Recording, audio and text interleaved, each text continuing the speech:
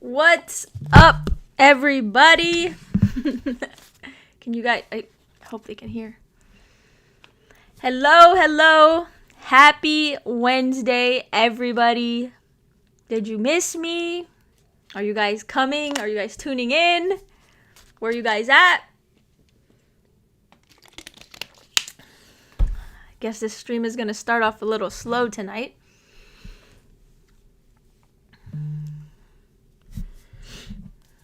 Where's everybody at?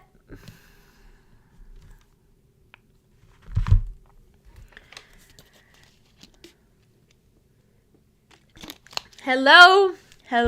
Welcome back to the live stream. Can you guys hear me okay? Can you guys see me okay?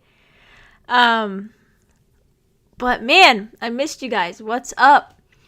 I'm going to give it a little bit of time because lately the streams have been starting off a little slow. But welcome back, everybody. Welcome to the stream. Thank you for tuning in. Thank you for taking time out of your busy evening to come hang out with me. And tonight, Adam is going to be on the stream tonight, guys. I'm super excited. But hello, everybody. Welcome back. We took a week off last week, but we are back. I am refreshed. I am excited. So hello, everybody. Thank you for coming. Thank you for hanging out. You guys are starting to come in now. But what's up? What's up, everybody? Did you miss me? I hope so. I hope you guys missed me. Where are you guys at? Somebody chat me. Somebody, if you guys are on and you missed me, send something in the comments so we can start up a conversation. But what's up, everybody? Thank you guys for coming to hang out tonight. Tonight is going to be a very informative stream. I would suggest getting a notebook or getting at least pen and paper so that you guys can take some notes, because Adam has some super good information to share with you guys tonight. Let's see. Lisa. Hi, Mercedes. Hi, Lisa. Thank you for coming to hang out with us tonight. You're from Canada. Interesting. I think I may have seen you on a stream or two, but thank you for coming back. Thank you for coming to hang out tonight. Like I said, I think we got a lot of good information coming y'all's way tonight. So, thank you guys. Thank you so much for coming to hang out. I'm missing everybody. I don't know where everybody's at tonight. Maybe everybody forgot we were going live. I'm just going to talk your guys' ear off for a little longer while we wait for more people to join. But if you guys... Oh, hang on. We got Nicole. Nicole said, hello, here from Washington, D.C. Hi, Nicole. I think this is the first time I'm seeing you on here, so thank you for coming to hang out. I hope you have a great night, great time tonight. And yeah, thank you for coming. Lisa said, yes, I am an Amazon influencer also and trying to do merch on demand too. Perfect. You will benefit from tonight's stream talking with Adam. This is going to be a great conversation tonight.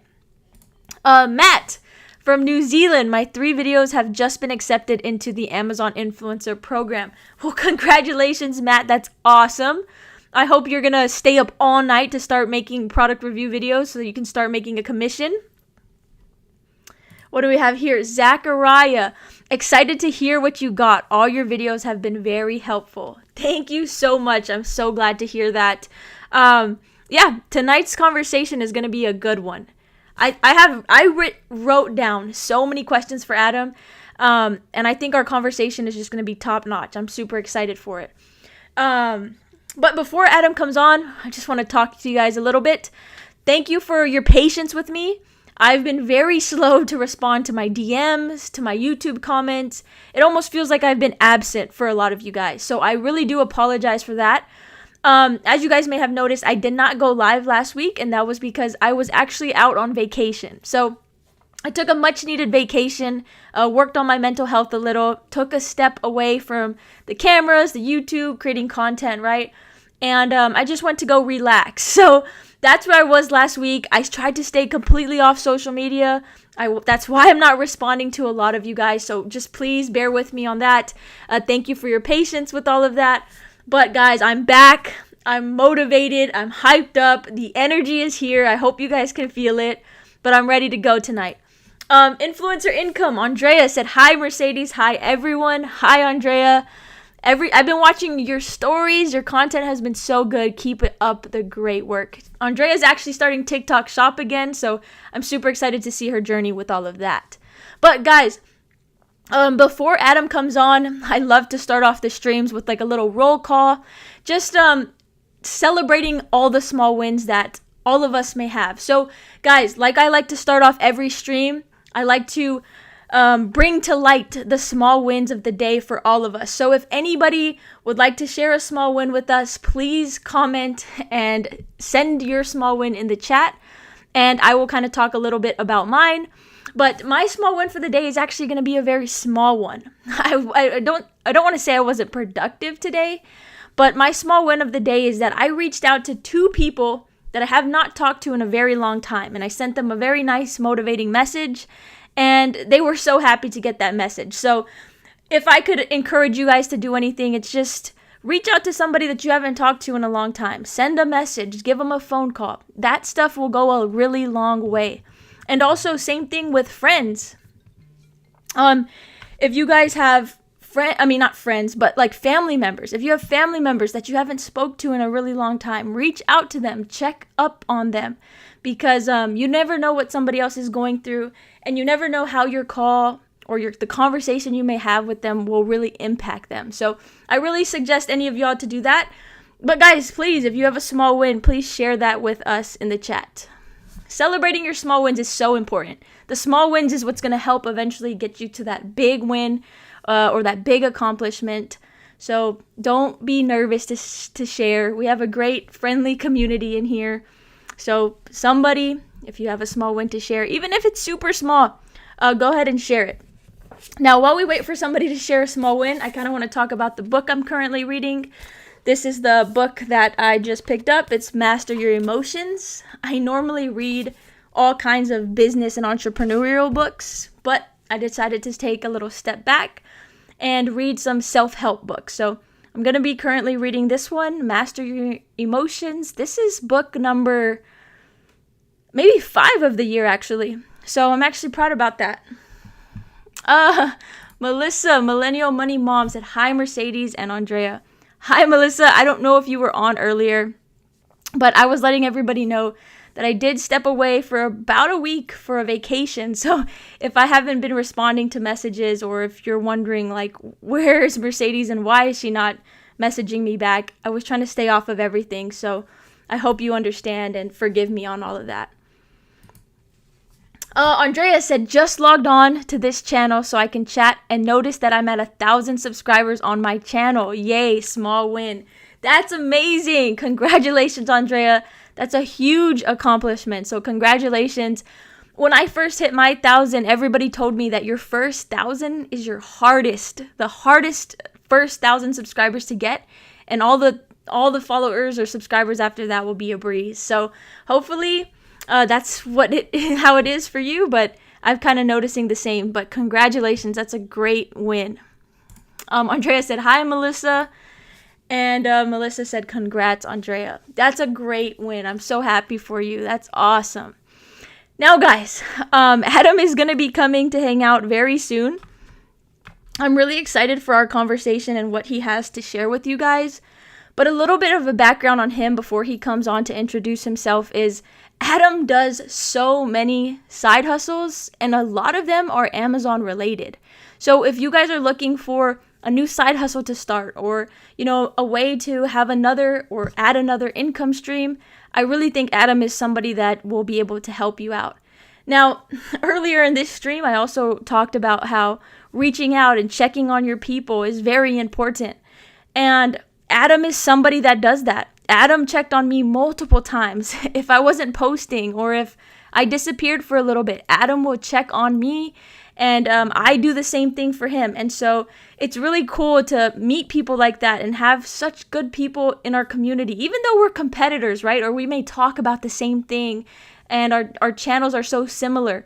We are all still friends, and it's nice to have each other and hold each other accountable. So Andrea is one of them. Adam is one of them, and I hope to just continue to grow this community. Melissa, Millennial Money Mom, and there's so many others. So I'm really excited to have Adam on. We've never had a real conversation, just one-on-one, or we've never did a video together, surprisingly. So this is going to be our first one, but we have spoke a lot in DMs and messages and YouTube comments. So I feel like we have a pretty good relationship. It's kind of funny. Andrea said, hope you had a nice vacation. Yes, I did. It was much needed, very relaxing. I'm not somebody that's real big on taking vacations, but I really did need that one. And I did have a great time, so thank you so much for that. Melissa said, Andrea, when will you make a viral view video? View? Am I saying that right? A viral view video. Let's see what Andrea says. But no, thank you to everybody for coming to hang out tonight. Like I said, yeah, a lot of information is going to be packed in here. Now, another thing that I did want to talk about is the future of these streams. We are coming down to like the last 3 streams, and I can't believe that time flew that fast, but it did. So Adam is going to be our 5th interviewee, I guess you could say, or our 5th guest. We have 3 more lined up. I am going to have to switch out the guest for the final week. Week 8, I had Axel on there, but we are going to have to switch him out, and so I'm currently working on that. Now, I do want to push this into June and keep these streams going because I'm having a blast, and I think that they're very beneficial. But you guys let me know, does Wednesdays work for you? Do I need to switch up the day? Do I need to switch up the times? How can we make these streams a little bit more convenient for everybody so that everybody can get on and hang out with us? Because this is really a great opportunity to ask any questions you may have. You have me on here live, and we can talk about anything. So a lot of people will send me DMs or, book calls with me, and that's completely fine. You definitely can. But these live streams are a great opportunity as well to ask even more questions or, get my response. Yes, you said it right. It's a new software. I love software. Melissa loves software. Interesting.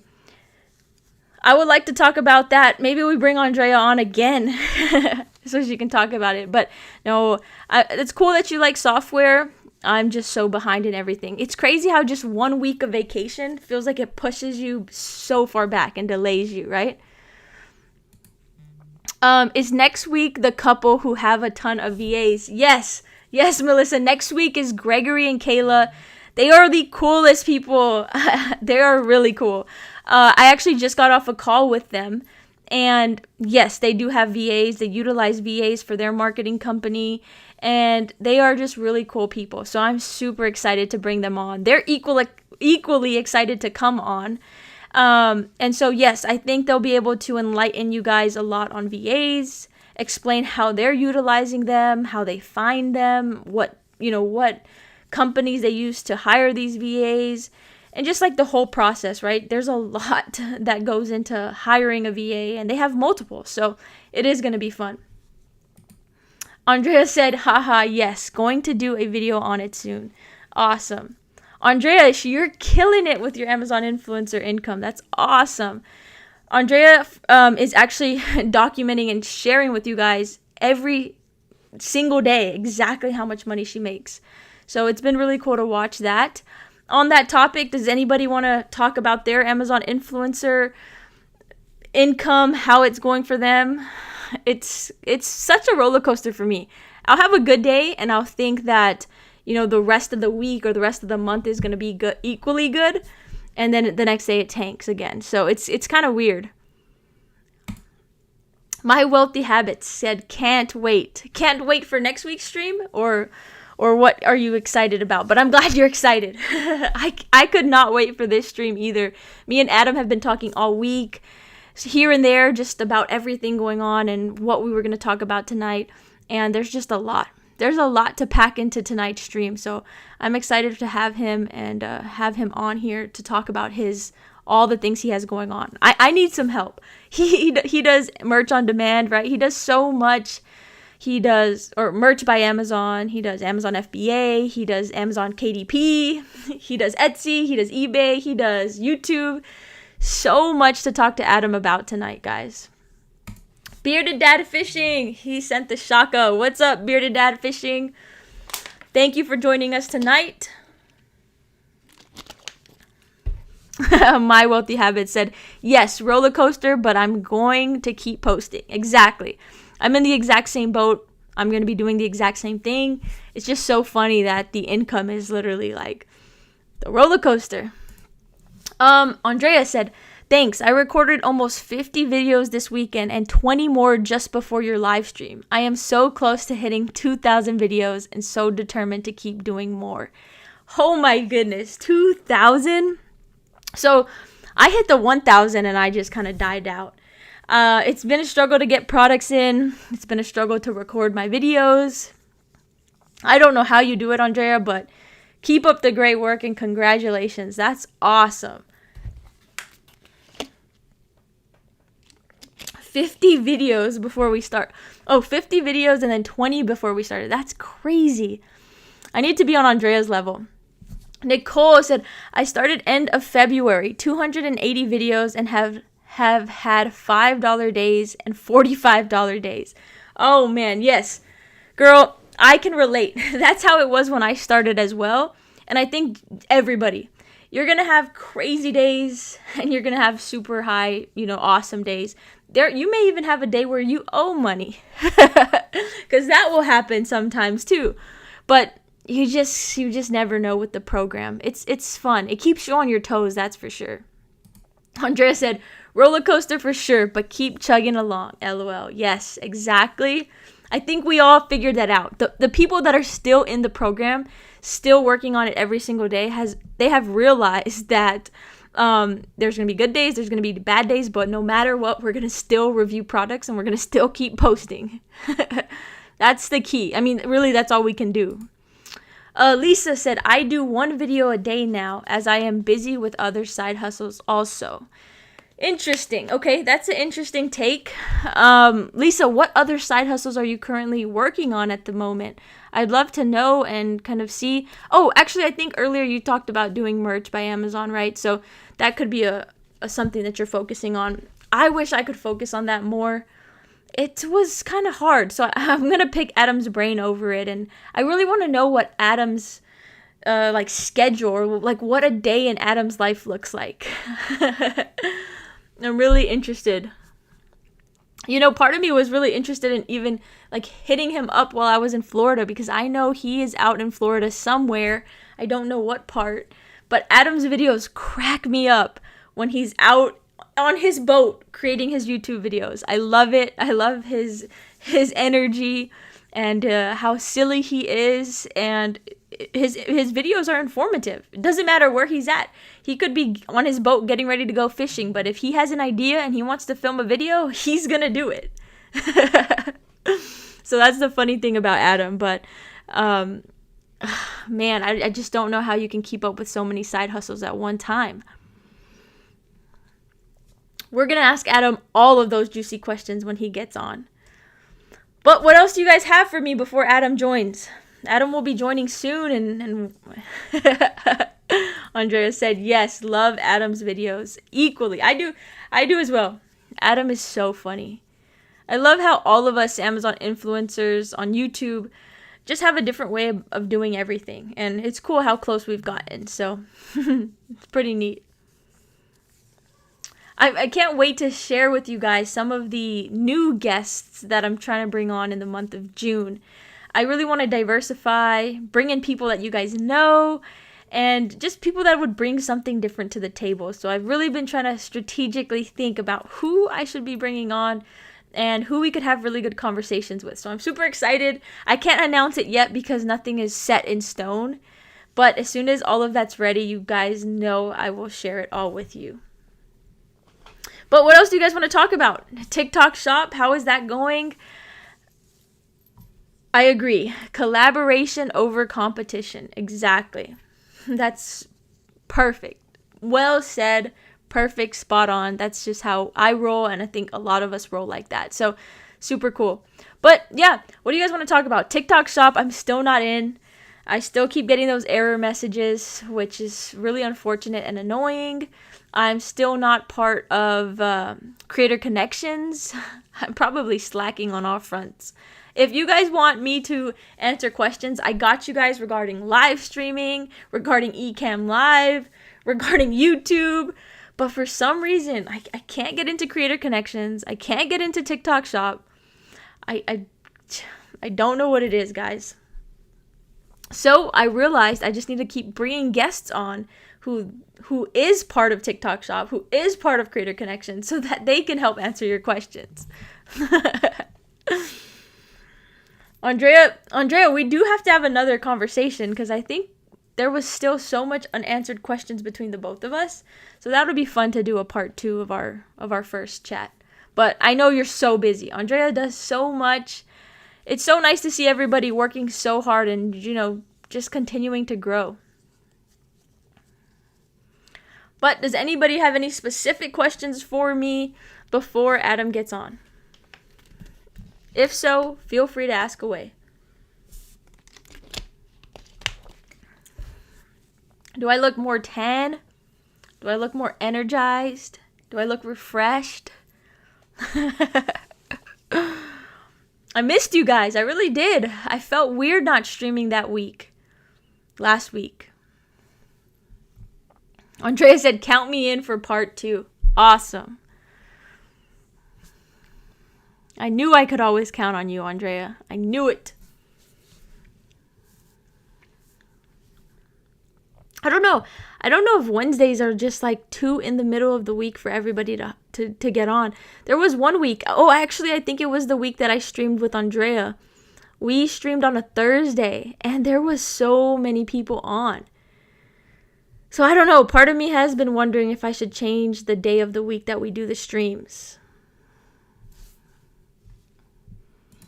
What's your conversion rate? My conversion rate, I don't know off the top of my head, actually.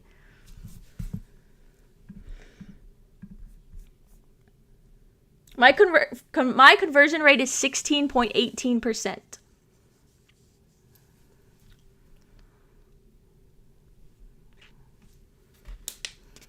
Oh, sorry, I didn't even add that to the live. Zachariah asked, "What's your conversion rate?" 16.18%. Well, actually, that's just for this month. Just the 1 week that we've had so far. I cannot believe Andrea's up to 2,000 videos. I really hit 1,000 and just got stuck. Andrea, you're gonna have to help me out with the whole Creator Connections thing because I've been watching the videos that you've been making, and it seems so cool. Andrea has a ton of messages coming in, people that want her to review her product, and she's not even having to reach out. So that's really cool. Oh, wow, that's great. I think I'm at 13% for the year. Interesting. Yeah, I don't know what I'm at for the year. I just currently have it set to show me this month for May, and I'm at 16.18. Andrea said, I can. Yeah, I just think it's cool. I can't believe it either, is what I meant to say. Yeah, no, that's awesome. Andrea's reviewing everything. I also struggle sometimes, just like all of you guys. So if you guys struggle to find products, I've been there. I'm in your boat sometimes. I feel like I've reviewed everything. But if Andrea and if Tyler from last week's stream, if they've taught us anything, it's that you can always find more and more things to review. So Zachariah said, how long did it take you to get to 1,000 video uploads? Man, it took me quite a while. I want to say,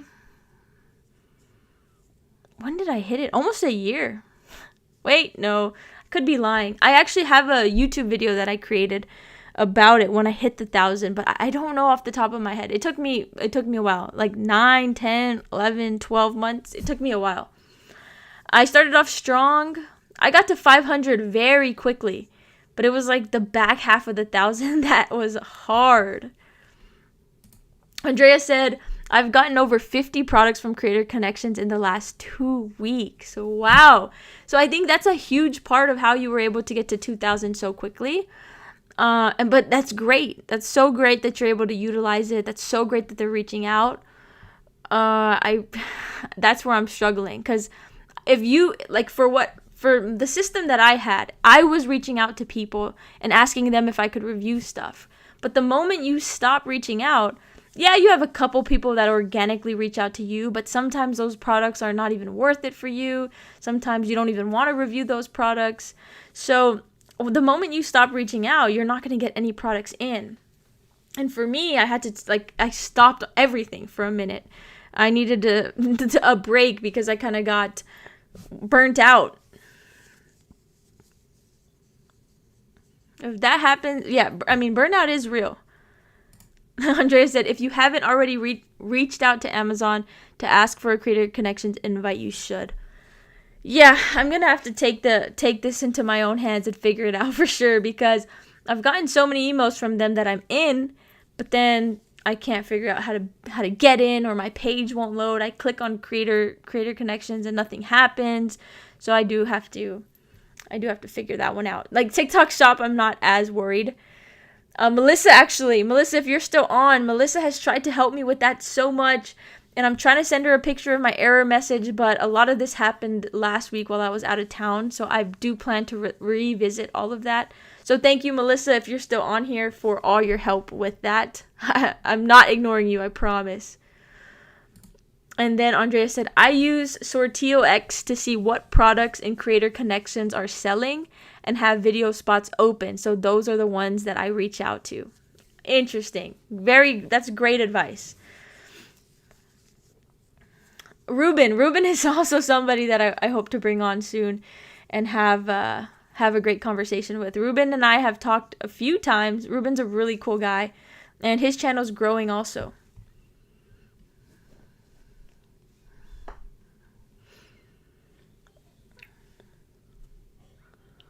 That's so cool. I'm glad Creator Connections is helping you, Andrea. That's really good to know. I don't know a lot of people that are talking about Creator Connections, so you probably have the most knowledge on it. I wonder if Adam is doing it as well. We're going to have to ask him.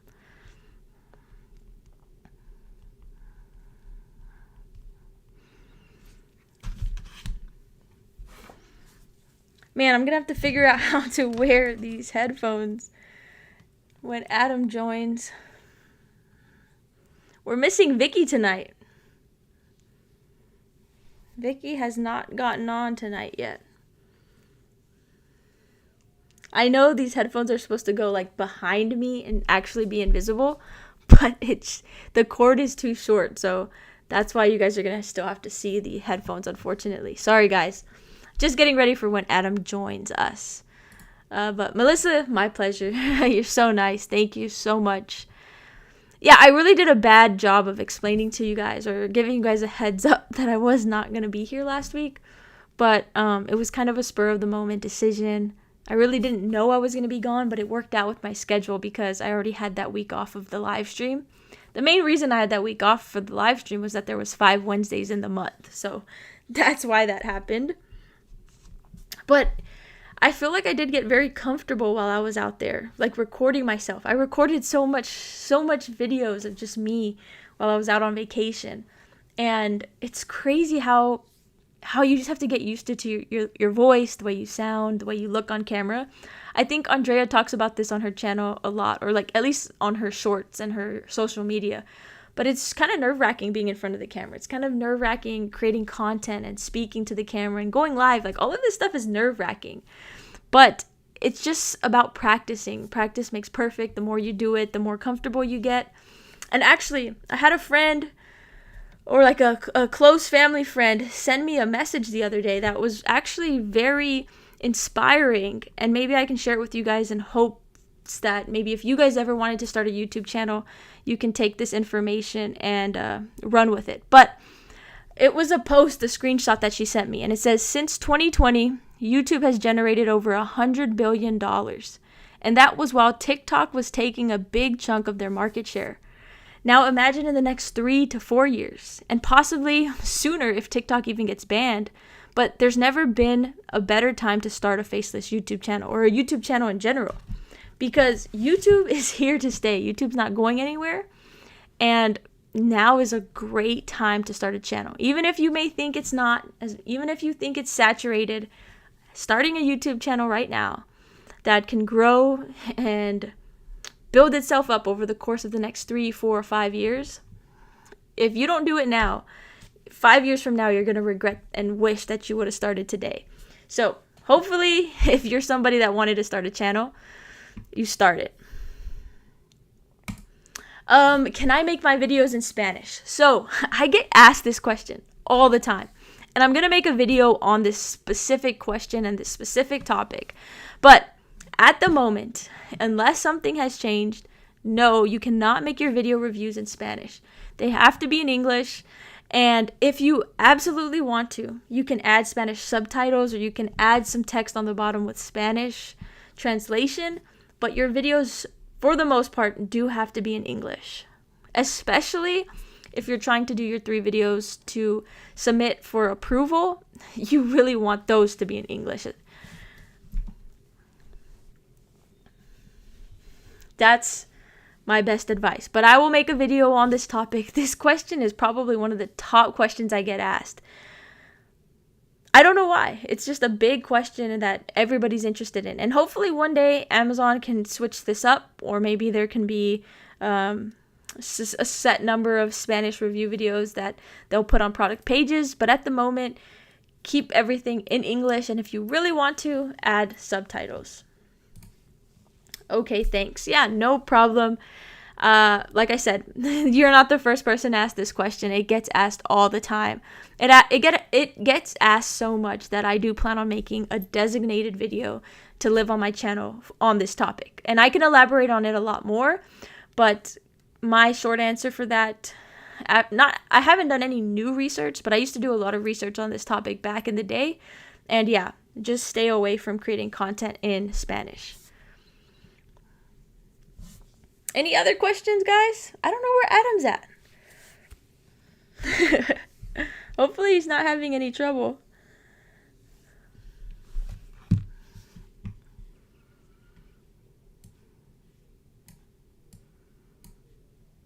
But yeah, if you guys have any questions, let me know. Normally, the guest would already be on, but hopefully Adam's okay. Hopefully he's not nervous. How's everybody doing tonight? I hope everybody's doing well. I hope everybody had a great week last week. I hope everybody's working really hard, crushing their Amazon product review videos. I have not been. I do have a bunch of products over here that I do need to review, but currently, I don't have a bunch. Look at Adam. He said, "Hey, Mercedes." What's up, Adam? I think we're ready for you. I think everybody's ready to learn. He says he's here, but I don't know where he's at.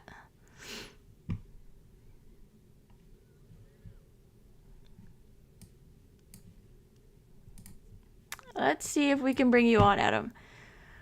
Okay. Let's see if he's here. I don't think he is going to let me.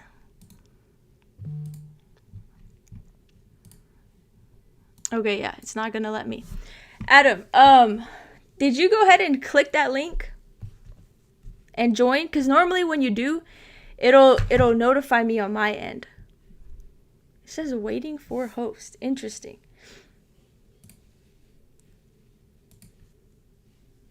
Of course we have hiccups tonight.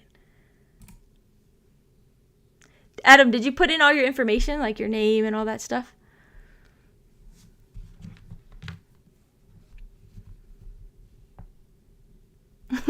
Adam, your post is so funny.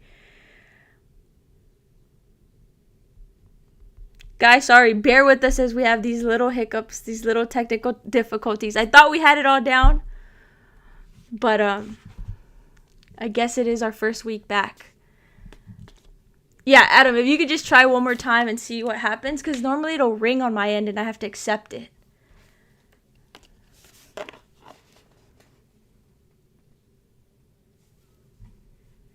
Yeah.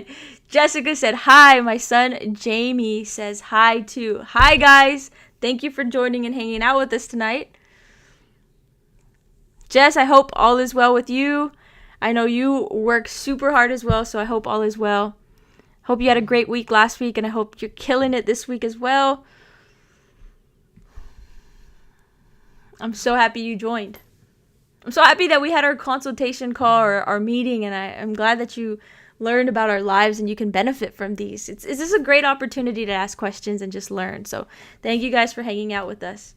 Now, we'll see what happens with Adam. Andrea said, I have to hop in my car, so I can't comment, but I'll be listening while driving. Wow, that's love right there, Andrea.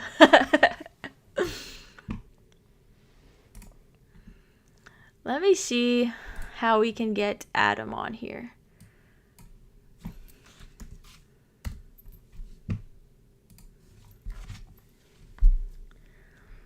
Poor Adam, he can't get in. That is so weird.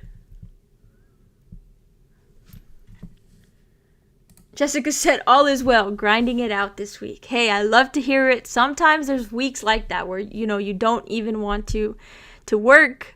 Some weeks are harder than others, but hey, those are the weeks that you got to show up, right?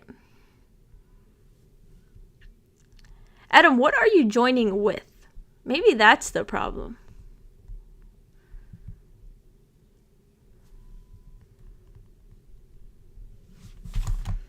I don't know why it's not letting him come on.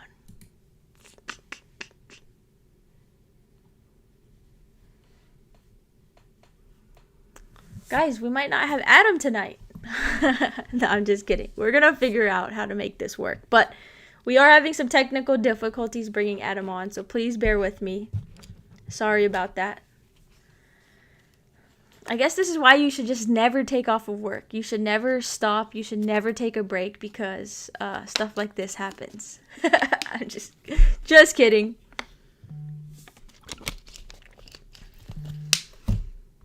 I really don't know what to do though if he can't join us.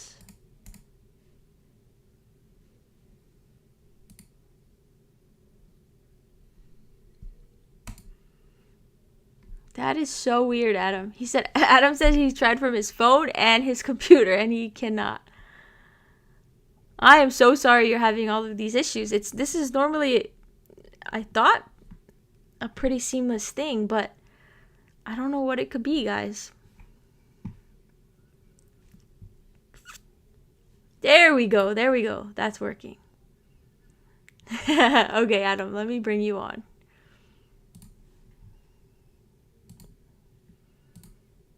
So I'm so sorry. There we go. I was in here since 8 o'clock.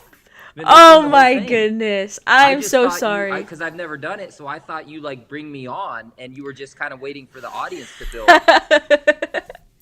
Oh my goodness. I'm so sorry about all of that. I can't believe you were on. It doesn't work on Google Chrome. It's Safari. Really? Yeah, because when I tried it on my phone, when you sent that second link, I clicked it on my phone and it literally comes up with a pop-up and said, Safari is required. That is so weird. I have not had that happen yet, but thank you for letting me know. Yeah, I'll send you a screenshot of it. Oh, man. I just saw your video. Though. No, all is good. All is good, but now we just get to... I'm ready whenever you are. We'll make up for lost time. We'll kick ass. Okay, guys, are you ready? Have you heard that? Adam, could you just give us a brief introduction? Give my audience a brief introduction on who you are. I already tried to hype them up a little bit, you may have heard, but tell us about you. Well, my name's Adam. I'm an entrepreneur, an online, solopreneur where I try and make money online, like I'm sure you do, Mercedes, and a lot of other people that may be tuning in, right? So, I've been doing this sort of thing since about 2015 is when I first started. And that was while I was working and stuff like that. And over the years, it was sort of always a part-time thing, like making some side money. And then, since about 2020 is when I left. I actually had a full-time job. I left to go all in, right, on my side hustles and to awesome. be, try and make it work. So I've done a lot over the years. I've failed many times, many more times than I've won, but that's where you learn, the best lessons. And I'm excited to be here. I'm a fan of your channel, Mercedes. I know we've chatted a lot, but I think you have a fantastic channel. You have such a great, just your personality, and you're very authentic. And I think that's why you have so many people that, tune in, and we need more of that, right, in the world and on YouTube in general. So I want to help people and answer questions. If people got questions, like, I don't mind answering them, like, fire away, like, let's get into it, Okay. and I'll help with whatever I can. Awesome. We can do that. Well, thank you so much for the kind words. You've always been so motivating to me, and it's been nice to have your friendship throughout this whole journey, because it can get a little lonely at times, and I Absolutely. did talk about how you would check in on me, and how we've held each other accountable. So I love that. Yeah. So glad to have this conversation and keep it real friendly and cool and not as professional. Like, let loose a little, just have a good time. Absolutely. Yeah. But before we get into all the good stuff that I know the people want to hear about, which is Amazon influencer and all the side hustles you have going, talk to us a little bit about your job before this. What happened that made you say, let me go all in on these side hustles? What was it for you? And just share a little bit on that, because a lot of us, are in that position right now where we're still working and trying to figure out how to get out. Yeah, no, that's a great question. So for me, I went to college. I was fortunate enough to go to college and landed a decent job out of college. And I did that for probably 6 or 7 years, and learned some great experience. But it was actually with the state of Florida. So it was like a public sector job. But my background is in business. So I have a bachelor's degree in finance, and I also have an MBA. So I went to school a couple years after that, and I got an MBA. So I guess that's kind of like more of my formal background is just, business, finance, and the professional work that I used to do was related to that, business and management, things like that. But around 2015, I started to find ways to try and make some extra money online. And that started with kind of like the eBay route, where you go to garage sales and thrifting and flipping products. I had a friend that was doing it at the time and had a lot of success. So they kind of took me under their wing, showed me some things, and that quickly, just how my brain worked, I'm thinking like, okay, what's the next thing? How can I level up? How can I scale? And have sort of had a progression of a lot of different things over the years. But for the first 5 years, from 2015 to 2020, I was working full time. Okay. And that was also when I was going to graduate school to get my MBA. So I finished my MBA, and that was right when the pandemic hit, around 2020, right? When everything kind of got crazy. And where I was working at the time, like many places, that was putting a lot of pressure on like the work staff, right? Yes. Because things were changing, like budgets get slashed, like people, working from home, and you know what I mean? That just really kind of disrupted things. And I was going through some stuff there with work and had finished my MBA. I had these side hustles that were almost there where I could have left. And I sort of, said, hey, this is my sign, my chance to jump ship and go all in. So I did that in 2020 and have been doing it ever since. And then finally last December, I got the courage to make a YouTube channel to try and, document the stuff, document what I'm doing and share it out there. And I've thought about it for years, but never actually did it. So really, yeah. Okay, so that's kind of brings us to now. Gotcha. So going back a little bit, what other side hustles did you have on top of the eBay reselling stuff that allowed you to quit your job at the time? Because at that time you weren't doing Amazon influencer yet, right? So was it Etsy that you were doing? No, the big one was merch by Amazon or merch on demand. Okay, so you started, wow, so that was one of your first things that you started. Yeah, and actually I didn't even start that until I applied in 2017, and I really kind of got started like that early 2018, January 2018, I think is when I got like my first sale or first, upload. But I mean, perfect. From even when I was doing eBay stuff, me and my buddy, we would thrift and find stuff to flip on eBay. But then we got into like sourcing products like from overseas, right? Like where you can buy things wholesale and white label.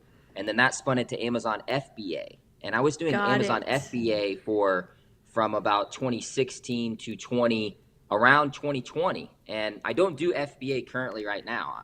And that's the thing. This progression is kind of, ebbed and flowed and changed. But I did FBA for many years and had some good success. But everybody's journey, you kind of either get to a point where you're somewhat constrained, right? Yep. Or it's hard to take that next level up. And during that time, I discovered Merch by Amazon and print on demand. And I started shifting my eggs into that basket. And that was the catalyst that allowed me to quit my job. And that's still Okay. my core business, right? And I then these other gotcha. ones are ones that are kind of satellite businesses, the tertiary businesses that I'm also trying to build. But that was my main one. And that was, like I said, started in 2018 and then went full time, or left my full time in 2020. Wow. Awesome. Wow. So it's safe to say that you had to keep a full-time job. You were also just finishing up your MBA, like you said, and you were running Yeah. all these different side hustles at the same time. So you had a lot going on. Yeah. Well, that's Yeah, I kind of did for a how. little while. Yeah, that's exactly, I think, the same boat that everybody's in. It's just hard to Hmm. keep it going and to see, the potential. It's so easy to get bogged down and just think, let me quit it all, or it's not going to work, and then focus on just Yeah. the full-time job. But a big point I wanted everybody to hear was that you've been doing Merch by Amazon since 2018, right? Yeah. Yes. So, because like people like me, we just started maybe last year because we're seeing how much money you are making, and we think Yeah. that we can do that. But Right. it needs to be known that you've been doing this since 2018. Yeah. Yeah. Absolutely. Don't, and we can get into this more if we decide to talk about merch stuff or whatever. But, I'm not one of these people that's promising you're going to make $1 million overnight. I try and be very authentic. You I do. spent a lot of time building it up. And I really, truly think Merch by Amazon or in print on demand in general is one of the biggest opportunities out there, but it takes time. It really does. Yes. I mean, Okay. especially in the early stages, that's the hardest time. It's when you're in the low tiers. It's when you don't have traffic. You're still learning about graphic design. It's The really, really hard. And, the yeah. and like I said, we could dive into it, but yeah, it takes time. And I do have some years, that's accumulated. I'm just now feeling like I'm hitting my stride. I don't have all the answers. I still make plenty of mistakes, but it's taken some time to get there. Oh yeah, the copyright thing was a big learning curve for me. It's still just a Hmm. struggle, right? Yeah. It's just totally different.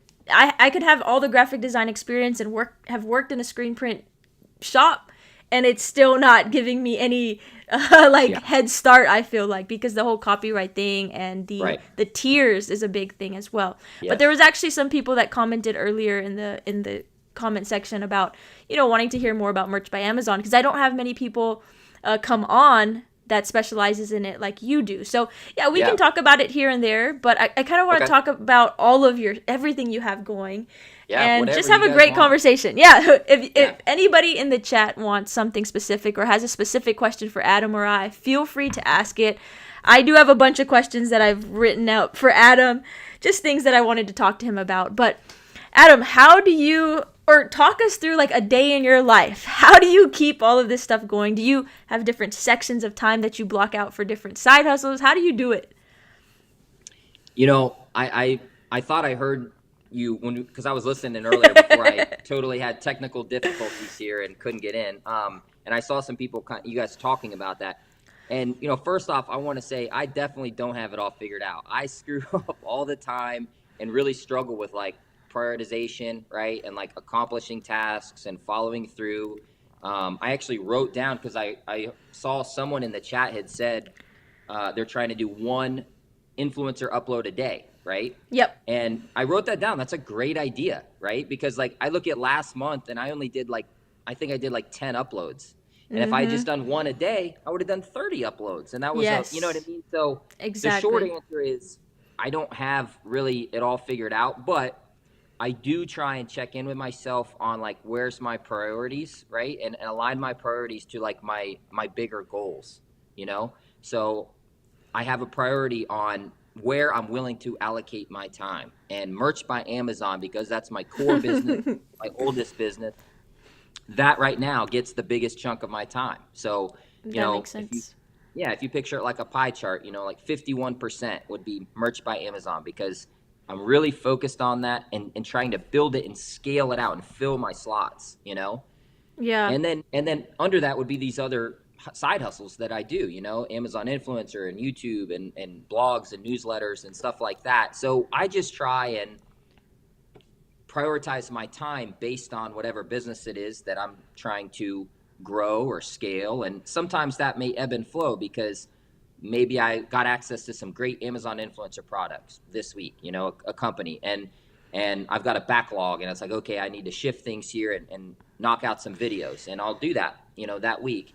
And then the next week it may be the opposite, right? I don't have anything to film, so I'm going to double down on my influencer or try something else. So, you know, I try and do the normal stuff that everybody else does, right? Like write lists, you know, have good habits, you know. I tend to work, if I don't have anything to do, I'll just tend to work, you know. So if I'm not out doing something for fun or leisure, and it's like, oh, I'm just hanging around, I'll just work. And I've just always kind of been like that, to just kind of, I like to feel productive and chip away at things, but I struggle just like everyone else out there. No, I love that. I love your answer because that just shows how authentic you are, and you're just like all of us, right? In fact, I watched one of your very beginning YouTube videos where you introduced yourself, right? And you talk about everything you're doing. That's probably embarrassing. No, not at all. I feel the same way about my videos. But moving on to some of the YouTube stuff, you did talk about finally started your YouTube channel last December, was it? So a little over a year. What was that like for you? What made you do that? And what made you pick this, you know, this to start talking about? I know you're all into fishing. There was probably so many different channels that you could have started. And also, is this your only channel? No, I actually have 2 other channels. Okay. They're small. So I have one that is a fishing channel because I have a fishing blog and a fishing website and a small social media following, kind of tied around, if you picture like a boutique fishing brand, right? And that's been my thing that I've been kind of growing. So I have a YouTube channel associated with that. It's small, you know, and I have like a TikTok and stuff. And then I just started a 3rd channel recently where I'm reposting my Amazon influencer videos. Okay. Right? That's good. Where it's just like a third, that's literally like in the past 2 weeks. I've just started that. So it's very, very new. So how is that going?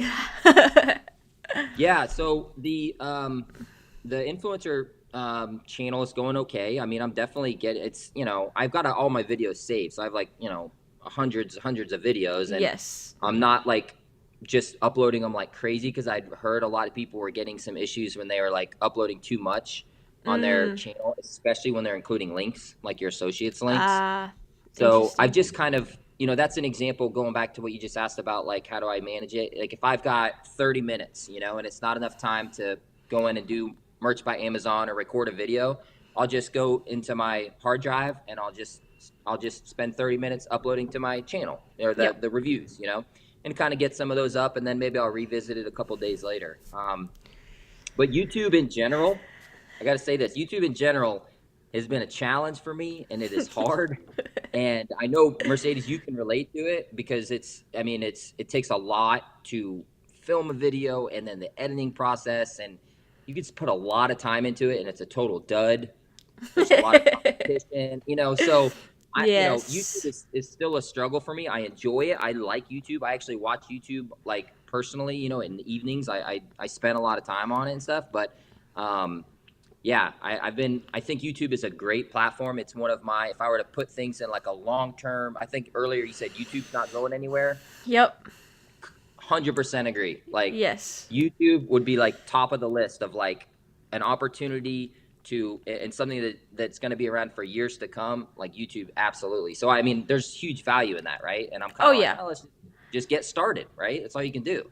Yeah, like kind of like what you said about Merch by Amazon. Like, if you can take it and understand it's a long-term thing, it's going to take you years before you find that big success. Yeah. It's a good way to set your mind up so that you don't get discouraged 1 year later when you're not hitting the numbers or hitting the subscriber count that you thought you were going to. But I always preach that about YouTube. Now, in that first video I watched of you, you really talk about how the best way for you to learn is experimenting and testing. And that's what I was, could you say that's what you do with YouTube and all your other side hustles? You kind of just have to. Yeah, I mean, that's a huge part of it. It's like, you know, you can learn from reading and you can learn from watching, but you're never going to learn as much as doing, you know? Yeah. So that's normally, I'll watch a YouTube video, maybe read about some things, but at some point you have to take the leap, you know, Mm-hmm. and start the channel and just upload that video and kind of, you do have to put yourself out there, right? Especially on YouTube, and Yes. there's a vulnerability aspect to that, you know, but that's the only way you're going to learn, you know, and it's the only way you're going to grow. So yeah, I'm definitely kind of like, all right, let's jump in, take some action, and learn as we go. Yeah, and I feel like the more you do that, the more you step outside of your comfort zone, it gets a little easier. It's not as It does. nerve-wracking. So I It don't know does if, because go yeah, ahead. because you realize you were probably hyping yourself up way more. You're probably thinking like, oh, everyone's gonna like, you know, they're gonna see this and they're gonna think I'm a fraud or I'm an imposter, and it's really like, most people, you know, probably don't pay that close attention, and you're your Exactly. worst critic. You know, you're your worst Exactly. critic. I used to think that, oh, my voice sounds crazy or I look crazy, right? But nobody pays attention to that. It's more Yeah, of the information that you share. Now, on that exactly. topic, have you ever gone live on Amazon, on your Amazon influencer? I haven't, not on my Amazon influencer, no, but I saw that you did. I didn't get to watch the live when you Oh, actually don't worry announced about it, it. but I saw you did a video on it and I caught some pieces of it and stuff, but I've never tried that. Yeah, you should. You should try. Let me know what you thought about it. But, a lot of people would ask me about that whole process and if it was worth it. And I felt like I just could not answer the question until I actually did it. So I went ahead Yeah. and did it.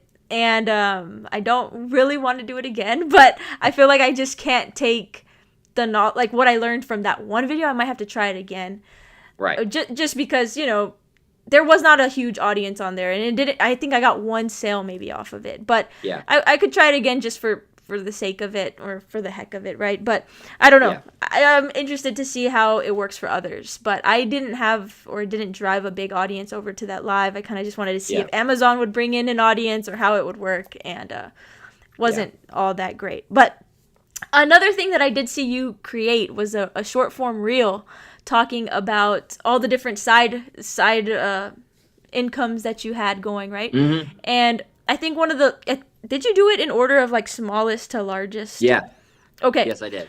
Was KDP the Yeah. smallest one? Okay. Can you just talk to us a little bit about your whole KDP process? You said you have hundreds of books, right? The number's pretty large. Yeah. Yeah, I have like hundreds, maybe close to 1,000 or something like that. Oh But my gosh. that sounds like a lot. But let me clarify this. These are mostly going to be like low content or no content books, right? Which means that they're things like lined journals, right? Where it's really the cover is what I'm designing, you know, or something like that. But you open the book, it's just like a bullet journal, or maybe it's graph paper, or it's sketch boxes, you know. So I'm not authoring books. These aren't even what I would consider middle level content, which would be like an activity book or a coloring book. I have some, but the vast majority are these low content or no content books. And I jumped in Amazon KDP as soon as I got approved for Amazon merch because I heard about it, maybe through an email or something. And it's basically print on demand for books, right? And at that Yeah. point, I had already like, this concept, this idea is crazy. So I applied and just dove in and just started throwing up some books and throwing some stuff up. And I did it for probably about a year and got quite a bit of the books that I have up. And I just really haven't gone back to revisit it. So that's why Yeah. it's one of my smallest side hustles. I truthfully just haven't put in the time in years. It's just residual earnings from those books from years ago. But I still think it's a great program. If I had another Adam, he would be assigned to KDP because like, great program. You know what? I don't know why. It just makes me think because I used to I created a journal once and I published it on Barnes and Noble, and I just want to kind of share with my audience how I created one book, right? You're creating thousands to get to see the results that you're getting, and so Yeah. don't just get so consumed in that one product or focus all your time and energy on just one thing. You Adam has 1,000 of them, and Yeah. and it's still a very low producing income stream for him.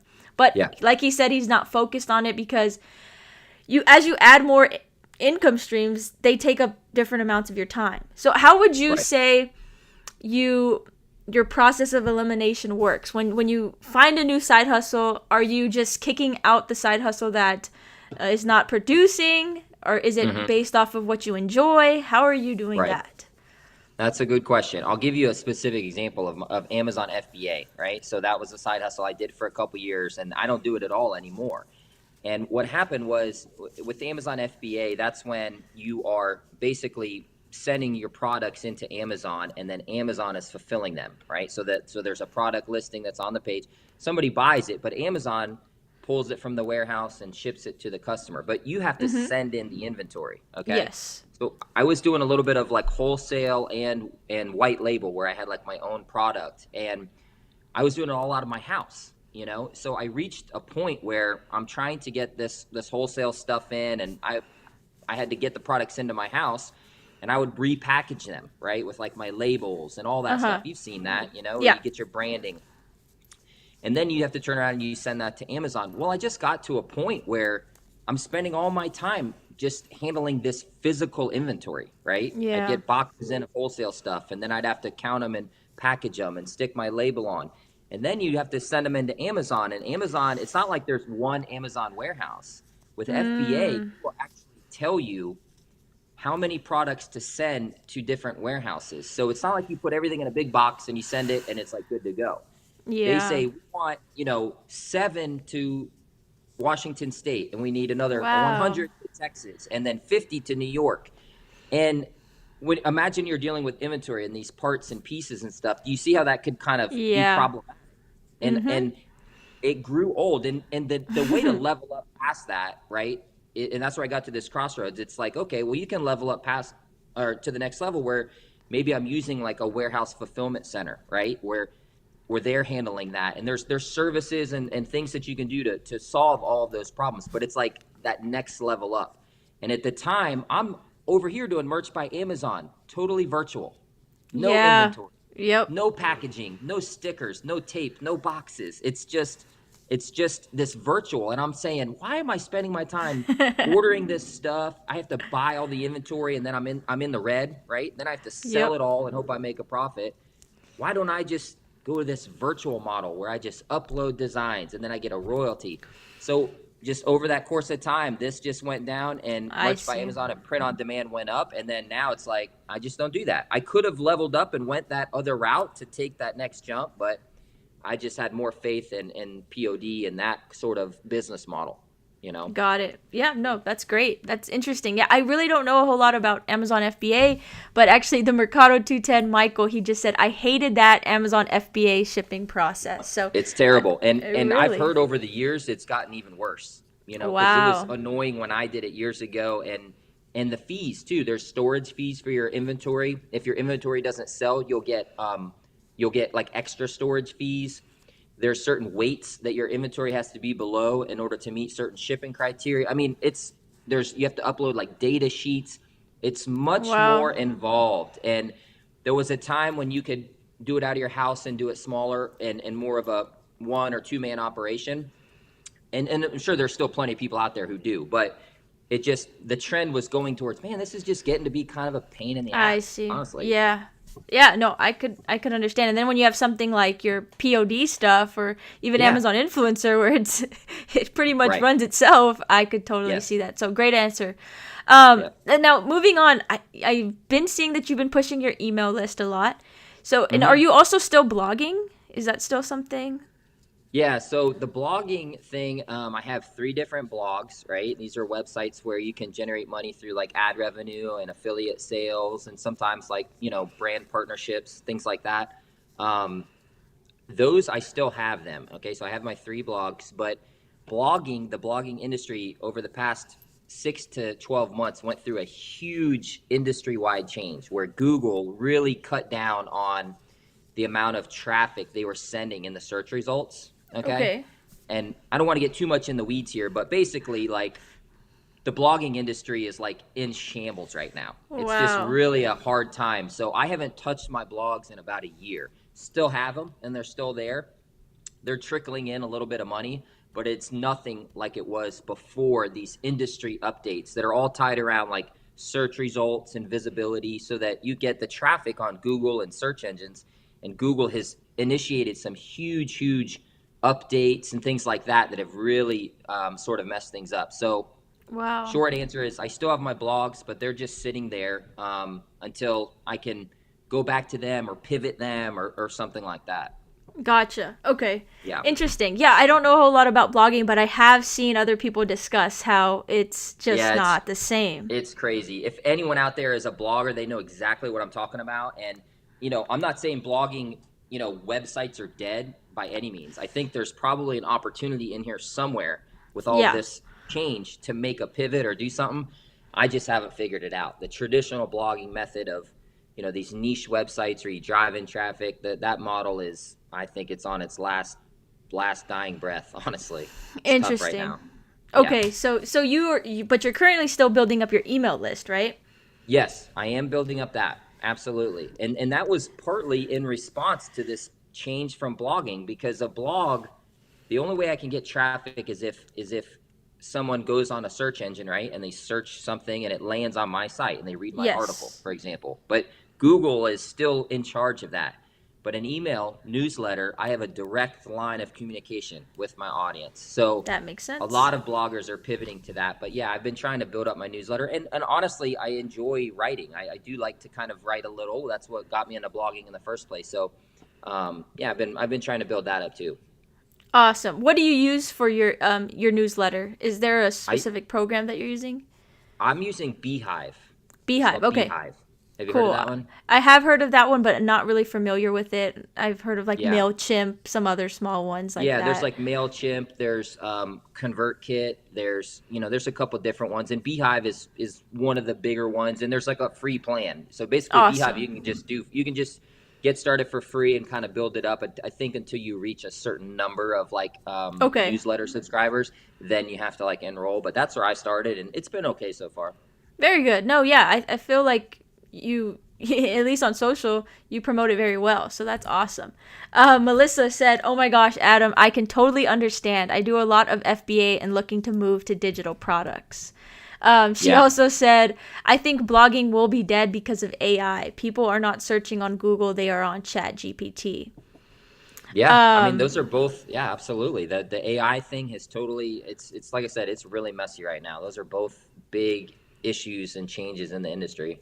Yeah, like of course AI helps for to like certain extent, but then it's also hurting things. But Yeah. Melissa also said, "Adam, what do you use for your email marketing software?" Okay, actually we were on the same Yeah. wavelength right there. He answered that one already for us. But Beehive was the answer, Melissa.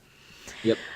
Okay, so what is another side hustle? I know there's plenty more that you have that we haven't touched on yet. So we talked about blogging, KDP. We haven't gotten to print on demand and Amazon influencer yet, but we talked about YouTube. Is there anything else that I'm missing?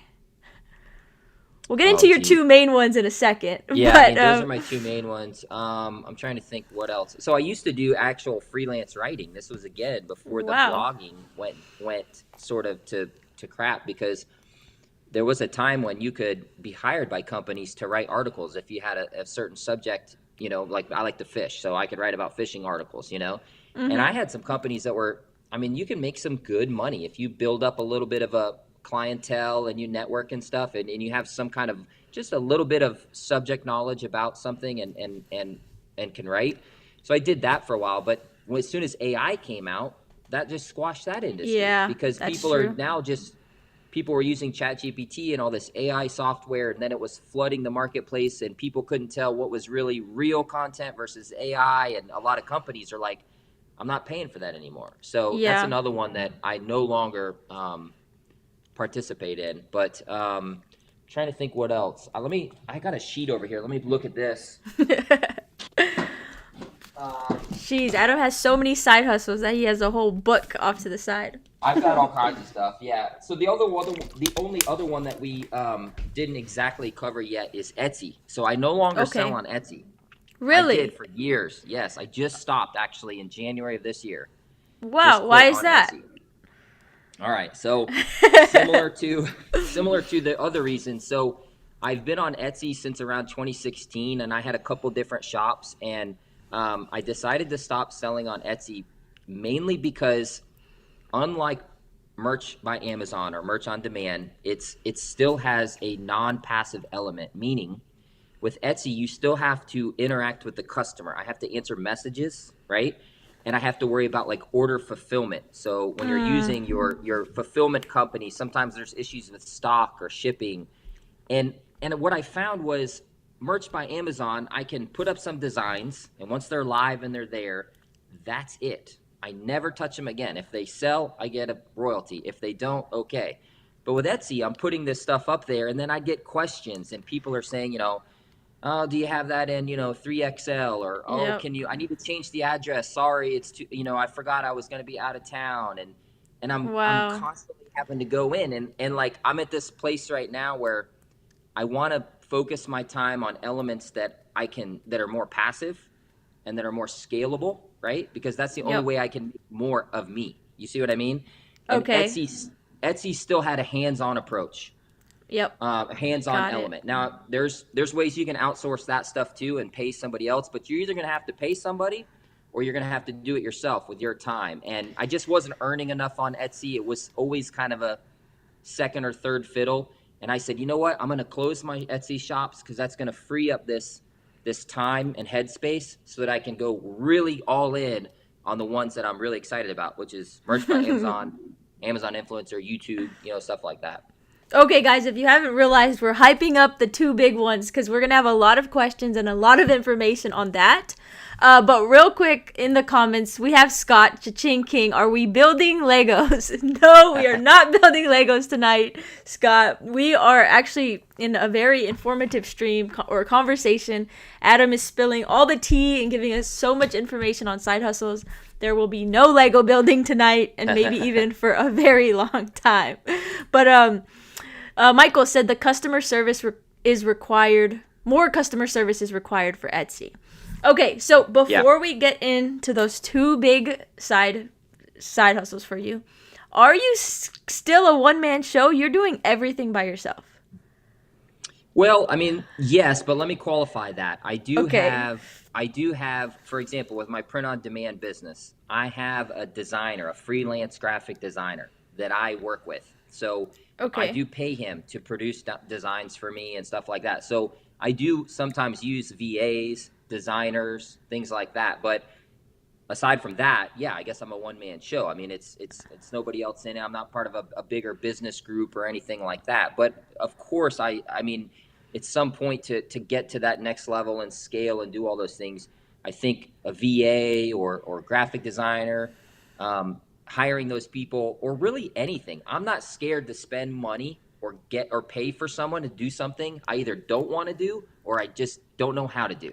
Got Right? I'm it. not going to let that stop me from growth. So I'm not a graphic designer. I know you are, Mercedes, and we got to talk about that. I don't want to give up on merch, but you know what I mean? I'm not a graphic designer. I can do some basic stuff, and Okay. I still do, but I that was a bottleneck for me. I want to be Yeah. able to send tons of ideas and tons of work Yep. to a professional, and then they give that back to me, and then I take it and run with it, and we keep the system going. So Yes. yeah, I definitely use VAs, graphic designers, stuff like that.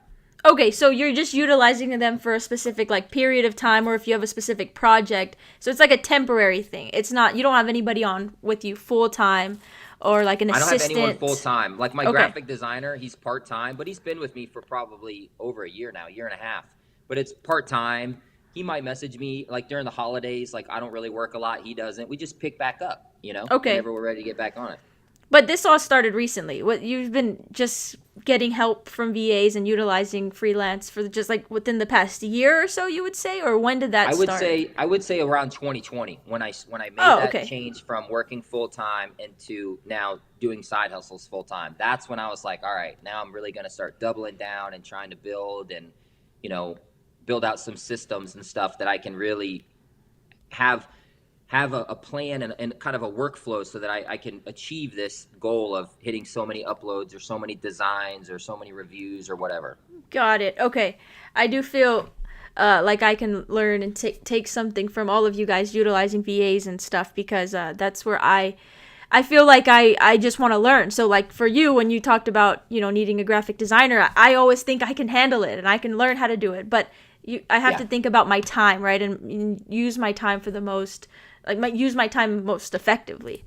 Right. Cha-Ching King said, just subscribe to Adam. I wasn't following him. I'm really interested in merch on Amazon. Is Great. Cha-Ching Is Cha-Ching? I'm looking at I have the chat over here, so I'm looking at the other one. Uh-huh. Is Cha-Ching King? Is he the eBay guy that was on Yes. with you? Yes, he Okay, I is. saw Yep. some of that. Yeah, Scott. yeah, Uh-huh. I subscribed to him too. That's great. Thanks for the sub. That's awesome. Yeah, I'm glad we're all coming this one big community. But awesome. Scott, if you didn't hear earlier in the stream, we did talk a little bit about merch and just that it's a long process. Like Adam had started this years ago. So there's a lot of us that are just starting recently, and then it doesn't blow up in a month, not even a month, a year, and we get discouraged. But Adam's gonna fill us in a little bit more on that. Before we get to merch by Amazon, let's go into Amazon influencer now. Yeah. When did you start? So I applied in February of 2023. So Okay. a year Same and time. a couple months ago. And I did my first 3 videos. They all got approved, so I got in, right away, or after I think it was like a week. You know how it's like takes some Yeah. time. But so my first upload that went live was like February 27th or 26th, right at the end of the month. And I actually didn't get my first commission until like March 1. So, March Okay. 1 is kind of when I was live and ready to roll. We're almost identical. That's insane. Oh, I know. I watch your videos. I know we're almost identical. Everything, actually. Even starting YouTube, you started in December. I started January. Was it? Okay. That's Yeah, cool. like January 20 something around there, I got the Yeah. courage to start documenting my journey to Amazon influencer. But you were Yeah. documenting something else. But no, Yeah. that's insane. How did you hear about the program? That's a good question. I'm trying to remember specifically how I heard of it, and I can't quite remember. It was either on YouTube, okay, from because I had been on YouTube. Like I said, I started my channel and was following some people, and maybe I saw something on YouTube, or Amazon will often send out like emails if you're like they send us influencers emails, and they talk Yes. sometimes about other programs. I've heard them talk about Merch by Amazon, right? Okay. And it might have been one of those where it was like, oh, this is another program. And at this point, I've done Amazon KDP, FBA, like merch, another program. And then when they were Sure. like, you can get your products on the videos, like on the page. And I was just like, I got to get in this right now. Like I did my Yeah. videos like that right then. Like I was in it. Go. That's funny. I mean, I'm kind of similar, but I just think it's so funny that all of us who created a YouTube channel about the program, we all started at a similar time. We all started our Yeah. YouTube channels at a similar time. And to be honest, the program was up for a few years before that. Yeah, it was. So It it's was. so I know. interesting to me. I don't know how that all happened, but I do think there was a few YouTubers that started talking, like maybe they were just finance YouTubers, right? They weren't specifically Yeah. Amazon influencer YouTubers. They started talking about it, which shed to us, and then we picked it up, and then we created our Yep. channels on it. So very interesting. Because, well, when you did your YouTube video, your first YouTube video, you didn't plan on talking about the Amazon influencer program, right? Or was No, that actually, if you really go and look at my YouTube channel and you go back to the oldest videos, I the have drawing? faceless videos. Yeah, I Drawing. seen those. Yeah, yeah. Not a lot of people even know that. So when I first started YouTube channel, okay, I was like, I don't have time to make the videos myself, right? And I was nervous to do that. 'Cause Yeah. I felt like, what am I going to talk about or whatever? Yep. So I had seen these other whiteboard animation videos, and I Uh-huh. found a freelancer that does them, and I crunched some numbers, and I was like, man, I could like create a script about a topic and do this, and then I could just like, you see what I mean? I could like pump Yep. them out. It's just spaceless, and that's what I did for like, I think I did 5 or 6, and then my girlfriend was like, hey, you need to be on there. Like these videos, like people, she's like always said, you have so much to share and talk about. Like just do it. And I was finally, it's like, all right, I'll just do it. Like these aren't really, those weren't really that fulfilling.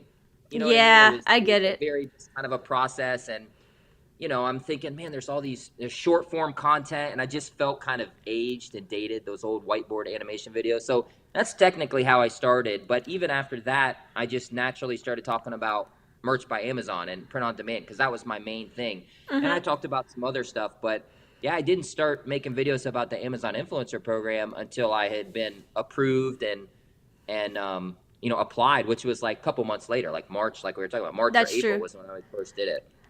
And did you see success with those videos? When I first started with Amazon influencer, or with the whiteboard Yeah. videos? With the Amazon influencer content.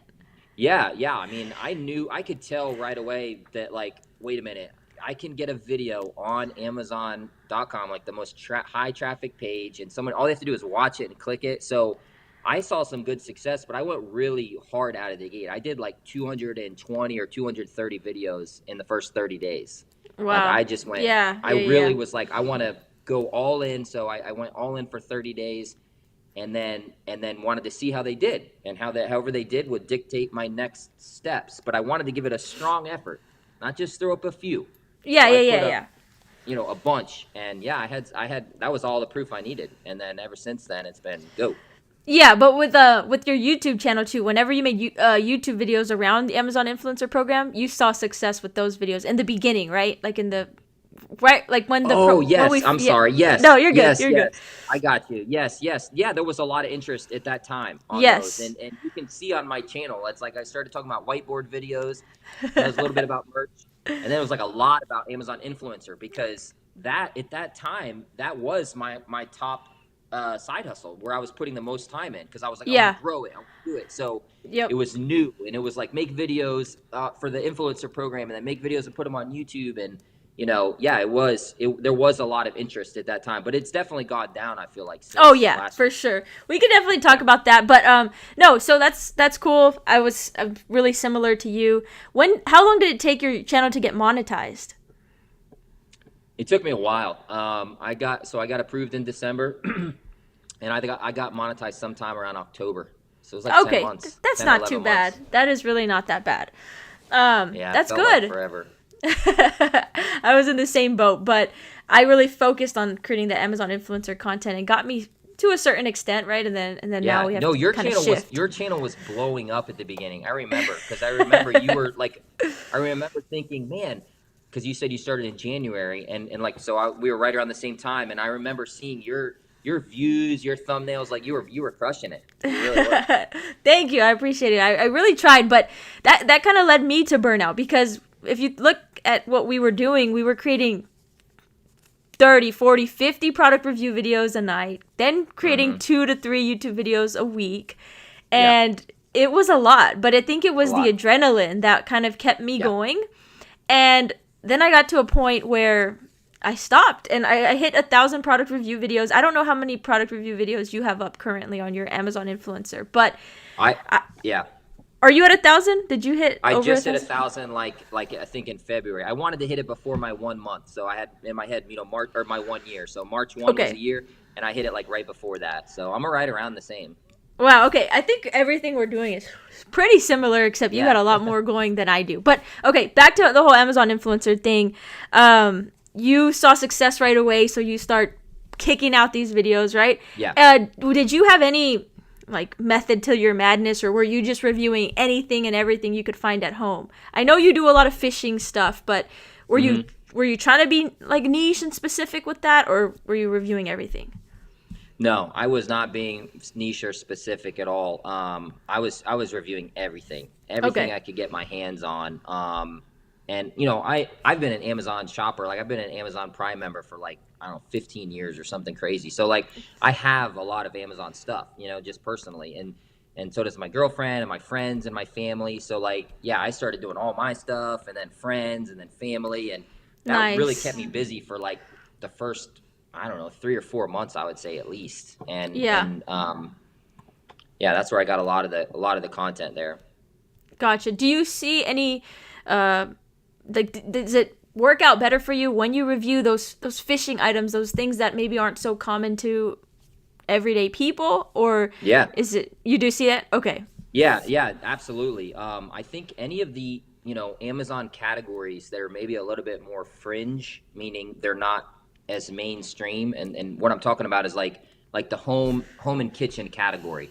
Everyone has home and kitchens, or most Yeah. people do. You know what I mean? So Yes. those, and that's a huge category. There's a lot of products, but what I'm trying to say is that there's a lot of influencers that can talk about, a baking tray or a whisk, right? Or a coffee table. But not a lot of influencers can talk about, like, how a lure works, a fishing lure, Yeah. right? And so that's just one example. But anytime that I think you can create a video about any of these fringe categories, tools is another one, right? there's some crazy hard to understand and work tools, you know. I'm not super familiar with tools, but that's another category, like medical devices, any of these smaller fringe categories. I do think that they can, even though they may not have the BSRs and the rankings and the Yep. sales velocity as the air purifier or Yeah. something like that, you can still make some great commissions and some great earnings on them. That's the So thing. yeah, I absolutely. I think the commission percentage on stuff like that, like outdoors, is higher than, electronics or some things that are Right. more common. Plus, Right. the competition isn't going to be as high as Competition something. usually isn't as high. Now that's going to change as more and more people hit the market. I've already noticed a change, from like Okay. last year to now. Like I know you've talked Yeah. about and we talked about, but yeah, those smaller categories and oddball products that are maybe not as mainstream, don't overlook those, man. They can be a gold Yep. mine. Yep. Not only for your first 3 videos, but like as a seasoned influencer, I've had people reach out to me saying that their numbers dropped, they're not selling, and it's because they're new to the program and they want to focus their time in the beginning to like the high dollar amount items, but those are also Yeah. some of the most common items. So Right. you kind of have to change up your strategy, and like we talked earlier, like we talked about earlier in the stream, experimenting and testing different things to see Yeah. where you find success and where Yep. your results come. Let me get to the comments real quick. There's a few Yeah. in here. Tyler from Creator Side Income said, just hopped on. Glad to hear y'all talking about Amazon Influencer Program. How have your Tyler. last few months been? Yeah. Hi, Tyler. Thank you for hopping on. Glad you caught us live. We'll answer that in a second. The Cha-Ching King said, the last couple of months for me on Amazon Influencer Program have been really good. And then Tyler also said, awesome. I feel like people are shopping again. So, real quick, Adam, do you want to kind of share how Yeah. you have been? Yeah, let us know how you've been doing. Yeah, sure. As far as earnings the past couple months. Yeah. Yeah, definitely. Well, I mean, I think all of us, we saw a good build up through Q4, right? And then through December, and things were great. And then there's going to be a drop. I definitely had a low month in January and a low month in February, but I am seeing an increase in March and in March and April. So I think, who was that, Tyler, that said it seems like people are shopping again? Yeah. I would say that as well, because I've definitely seen a turn here from that Q1. Now as we're into Q2, and my commissions are pretty good. So, I mean, I'll tell you what I made. I publish them on my YouTube channel. So last month for April, I did $4,900. Nice. That's not what I was making during Q4, but in February, I made $3,100. So I made like $1,800 more in March, and I only uploaded an additional 17 videos. That's crazy. Yep. That was when I was hitting that 1,000, and I burned out, just like we were talking about. But so my uploads have decreased, but my commissions have started to tick up a little bit. So yeah, things have been pretty decent so far, and this month as well so far in May. I Some agree. good days and bad days, still volatile, but yeah. Oh, yeah. That's how it's kind of been all year. But I think one good thing that is going to start happening is a lot of us have reviewed, like, if you review the outdoor things, like the more summer products, now that season is coming around, people are buying more of the mosquito repellent lights, right? The fishing stuff, the pool stuff and accessories, the boating, camping. That stuff is coming back up, instead of where we were at before was like Christmas stuff, right? Gifts, toys, a game. So it is a change, a little shift, and it does help that Amazon is putting our product review videos back on product pages. Yes, so yes, of course. All of that is coming full circle, and we're starting to reap the benefits again. But yeah, it's really nice that we were able to have a down period and not upload a ton of videos and still make that passive income. Yeah. So Wonderful. The Amazon Influencer Program is definitely worth it, guys. For sure. Town Family Fine said, hello, Mercedes and Adam. Just saying hi a little late. We've been in the Amazon Influencer Program for about 1.5 years now. Well, Nice. Hi, guys. Yeah, thank you guys for joining and hanging out with us tonight. Scott Cha-Ching King said, I have 375 videos now. Congratulations. Excellent. That's awesome. Yep. Good job. That is. Neil said, hey, Mercedes, here for the good stuff. What's up? Thank you for hanging out with us. I hope you have gotten a lot of good stuff from Adam and I tonight. Let's see. Scott said one more thing. I totally agree with Adam on this. I do a lot of woodworking and can do the videos with genuine experience. I think that helps. Yes, for sure. Yeah. Tyler said, true that. I'm crushing with lawnmowers right now. This is the season though. Like lawn, patio, home and garden. I'm pretty sure that's a pretty good paying category, like 5%. And this is the time of year, like you were just saying, Mercedes, summer stuff, pool, patio, back porch, beach. Yep. Like that stuff. Do it. Get on it. This is that time of year, and it should be good through like August, like the next 5 months. Yes, for sure. So if you're somebody new in the program, you have to think about these things. Really, you should have been making reviews on this a few months back so that it could start hitting right now. These are just little things that you'll pick up as you continue as being an influencer. But we also had a super chat here from Scott. $10 donation from Scott. Thank you so much. He said, are either of you doing sponsored videos? Are you getting more valuable items now that you've been at it a while? Adam, do you want to kind of answer this one? What do you mean what do you mean sponsor videos? Do you mean where you're working with a brand? Yeah, I'm pretty sure that's what. Yep. I think that's exactly what he's talking about. Yeah, I definitely work with some brands and have ever since I had enough videos to like catch their attention, because there is a time when they'll start kind of reaching out to you, and emailing. And I am doing sponsor videos. I have a couple companies that I've sort of worked hard to kind of build a relationship with, where I get, I don't know, I would say anywhere between 2 and 5 products a month, but they're pretty good products. These aren't like, little cheap things. And I've gotten some really good, valuable items.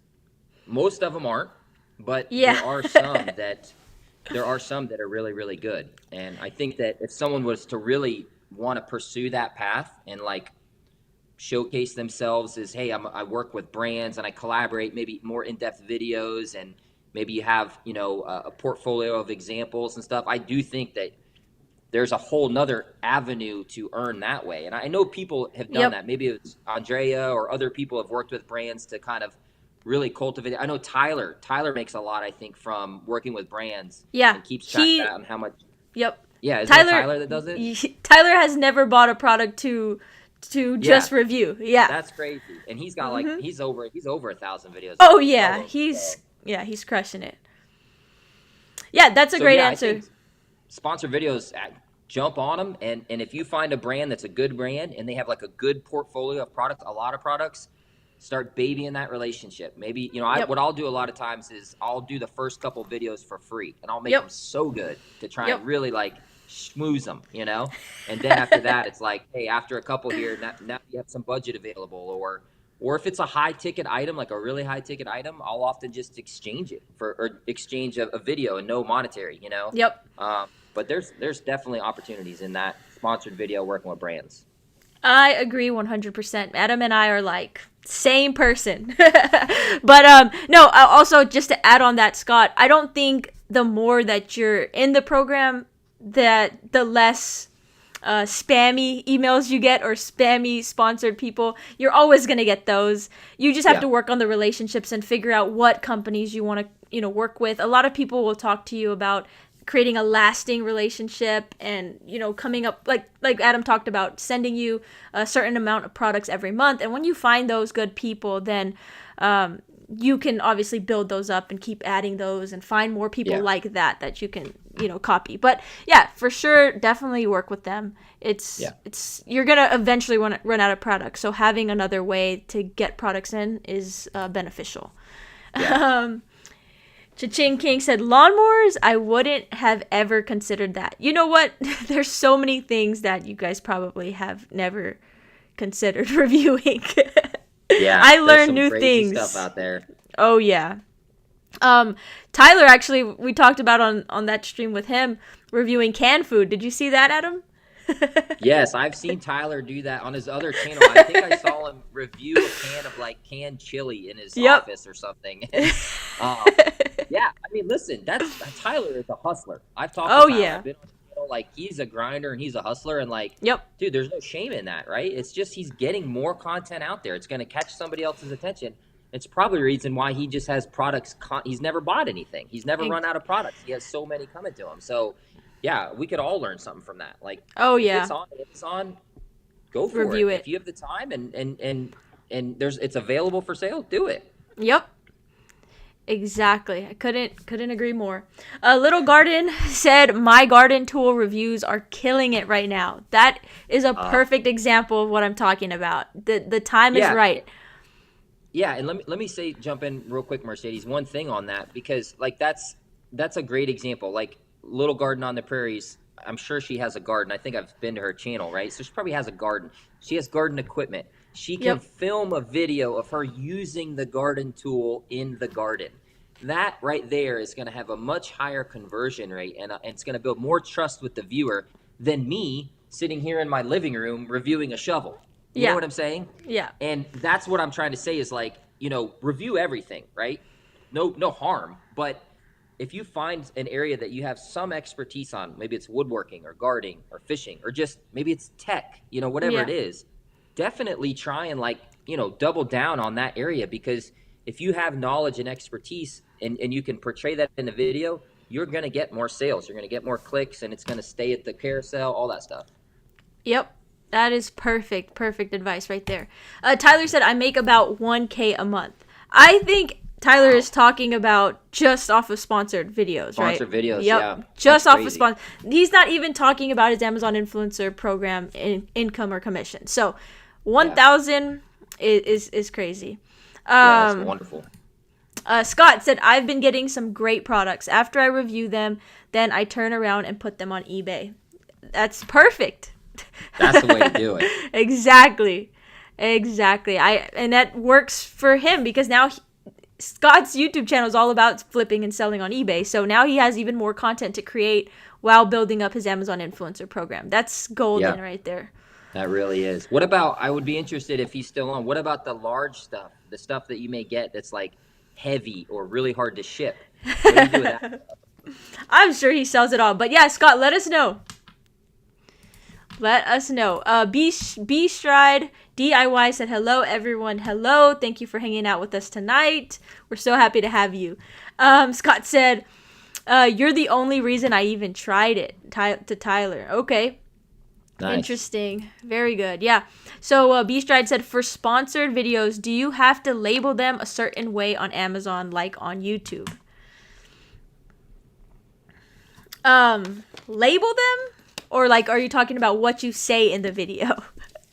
This is a hot topic. Tyler, Adam, do you want to share what Yeah, you do? Okay. The way I understand it is if you're doing a sponsored video where you've been given that product for the purpose of making a video, you're supposed to disclose that in the video. And I don't think you have to label it with a text or anything like that. But normally what I would say or what a lot of people say is like, hey guys, today I'm reviewing this Logitech mouse. Logitech sent me this so I could do an honest review. So let's dive into it, right? Yep. That's all you have to say. That's pretty much, Yep. you don't have to be anything crazy.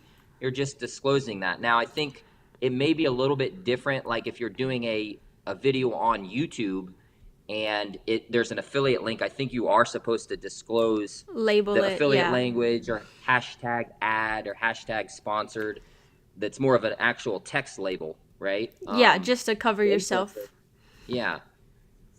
Is that how you understand it, Mercedes? That's exactly how I understand it. Yeah.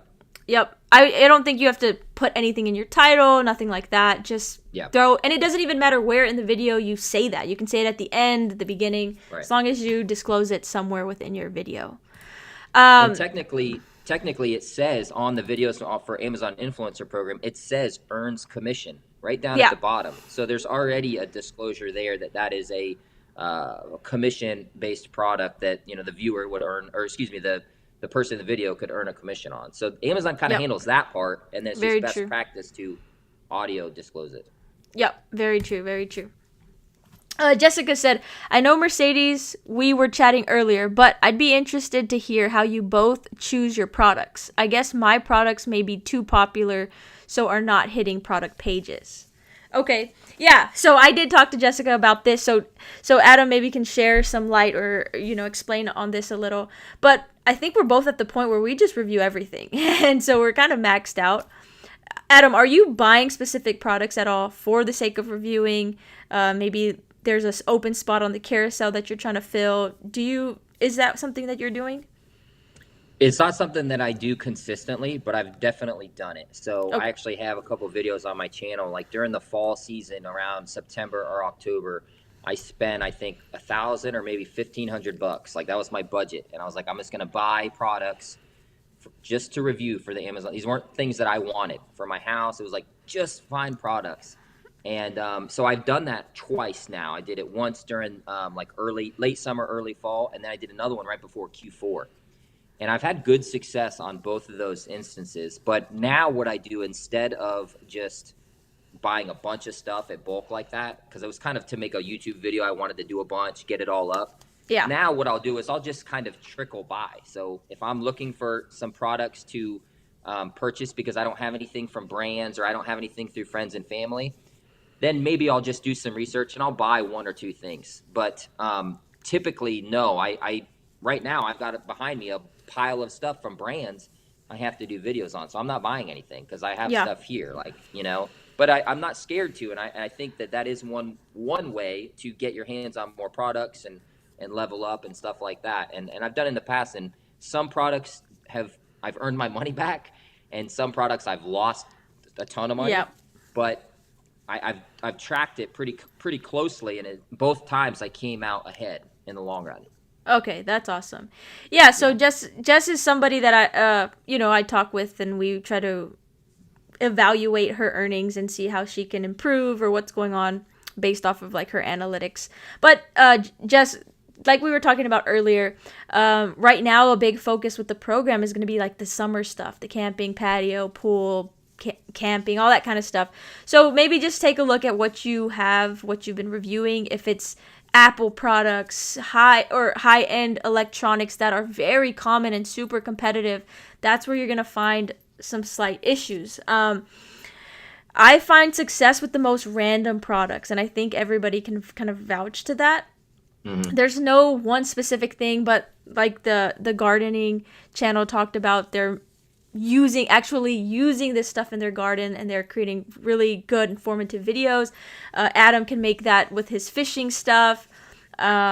And everybody has a specific niche that they're real comfortable and actually like where they're actually using products. Think about your videos, try to take a step back and analyze. If you're just sitting here in front of the camera reviewing something that everybody has and anybody can make a review like that, you might want to take it a step further, demonstrate the product a little bit more. Go give some like real world exposure with the product. Just try to change and experiment with different types of videos until you find some kind of success. And like everybody was saying, take a look at the outdoor stuff right now. If you have lawnmowers, even if it seems weird that you're maybe a woman reviewing a lawnmower, you never know. So take a look at outdoors things right now. That's kind of where the focus is at. And you'll learn as you're in the program. You'll see that what does better during certain times. Like holiday season, toys and games do wonderful for me. You're not going to see people buying patio furniture and lawnmower equipment during Christmas. Right? So you'll pick up on these trends and patterns as you go through the program. Yeah. Anything you want to add? I was going to add one thing, because you brought up a good point when you said, try something different if you're on these competitive products. And that's something that I've noticed here, I would say in the past maybe 4 to 6 months, when it's been noticeable, the increase in sort of competition and on carousels and stuff. These highly competitive products that have a lot of sales velocity, they're getting a lot of sales, but they also have a lot of influencer videos on the top carousel, the bottom carousel. You check it the next day and it's like a whole new row of 6 videos. I think though people should still pursue those, but to your point, Mercedes, you've got to change it up a little bit. Yep. Experiment with a different thumbnail. If all the thumbnails are just regular screenshots, do a neon thumbnail with an arrow, do big text. Come up with a hook at the very beginning of the video, that's going to capture, so in other words, don't avoid those competitive products. But if you're just regurgitating or kind of creating the same simple video, what incentive does Amazon have to show that at the top? They want to see ones that are going to keep people watching and make people click. So you bring up a good point, Mercedes. You got to just kind of change it up. Don't be scared to try something new or talk about a feature of that product no one else has mentioned. Exactly. Yep. Start off the video and say, I'm going to tell you something about this mouse no one else is talking about. Bam, roll into it. That's perfect advice. Yes, I think I mean I mentioned that to Jessica in our call, but yeah, sometimes take it a step further and go look at those videos and bring something different to the table. That's perfect, Adam. I say that all the time as well, so I'm glad you brought that up. Yeah. That's awesome. So, really great advice right here. Tyler said, chili is awesome. Beastrider said, hey, CSI, enjoying your update videos. Tyler's killing it. Great job, Tyler. Little Garden on the Prairies, making videos about products you use and love definitely gets more conversions. Yep. For sure. Great advice. Thanks, Beastride. I just posted another about TikTok Shop and then got kicked out. What? Tyler is kicked out of TikTok Shop. Oh, no. Interesting. Andrea's probably listening to that right now. Scott said, I give away everything that I don't want to list. Melody and I probably give away half of everything we get. That's awesome. That's in fact, great. Yep, Tyler does the same thing. Tyler's a teacher. He has a lot of students that he can share stuff with. So that's awesome to hear. Beastride said, okay, Adam, that makes sense. Thanks. Hannah, I am trying to upload 5 videos a day. One day I upload a video of myself cleaning my toilet, and I sold at least 1 bottle of the bowl cleaner every day. It's the randomest things that end up hitting. But that's awesome. Congratulations, Hannah. Beastride, YouTube, I know you have to check a sponsored box. Okay, you're talking about disclosing the sponsored. Okay. Yeah. Tyler said, it's story time. I'll be back in a few minutes. He has to go read. He'll be back. Awesome. Scott said, I usually say something like, I want to thank the team at blank for sending me this blank to review. Yep, that's perfect. Ooh, that's a good idea. I never thought of that. Like, I want to thank the team over at Logitech for sending me this mouse. That sounds kind of cool. I like that. I might steal that. Thanks, Scott, for Adam's new tagline. Scott said, I think my wife has been forwarding my check to Amazon since 2004. I will never run out of stuff. Awesome. Nice. That's great. I'm so glad you found the program then, because it's perfect for you. B-Stride said, thanks, Cha-Ching King. CSI kicked out of TikTok Shop. Man, that is juicy information. You heard it here first, guys. Jessica said, I guess I'm just like mind blown because I literally just walk around the house and find things. I have done pillowcases, Legos, a water bottle, blow up mattress, toys, clothes, LOL, literally everything. Keep it up. Don't get discouraged. Just keep going. It took hundreds of videos for me. And you just learn. Just take it as a learning curve. You're getting more comfortable in front of the camera. You can take something from creating these videos. But don't get discouraged. Keep going. I promise you'll find success. Yeah. B-Stride said, my first videos are how-to videos with products. We will see if they do anything. Yeah, that's fine. As long as you're creating products, and then you can reevaluate later and see, where you need to change. Jessica said, I feel like I have to be missing something. I'm at 111 videos and barely cracking $50 a month currently. Adam, do you have anything to say on this?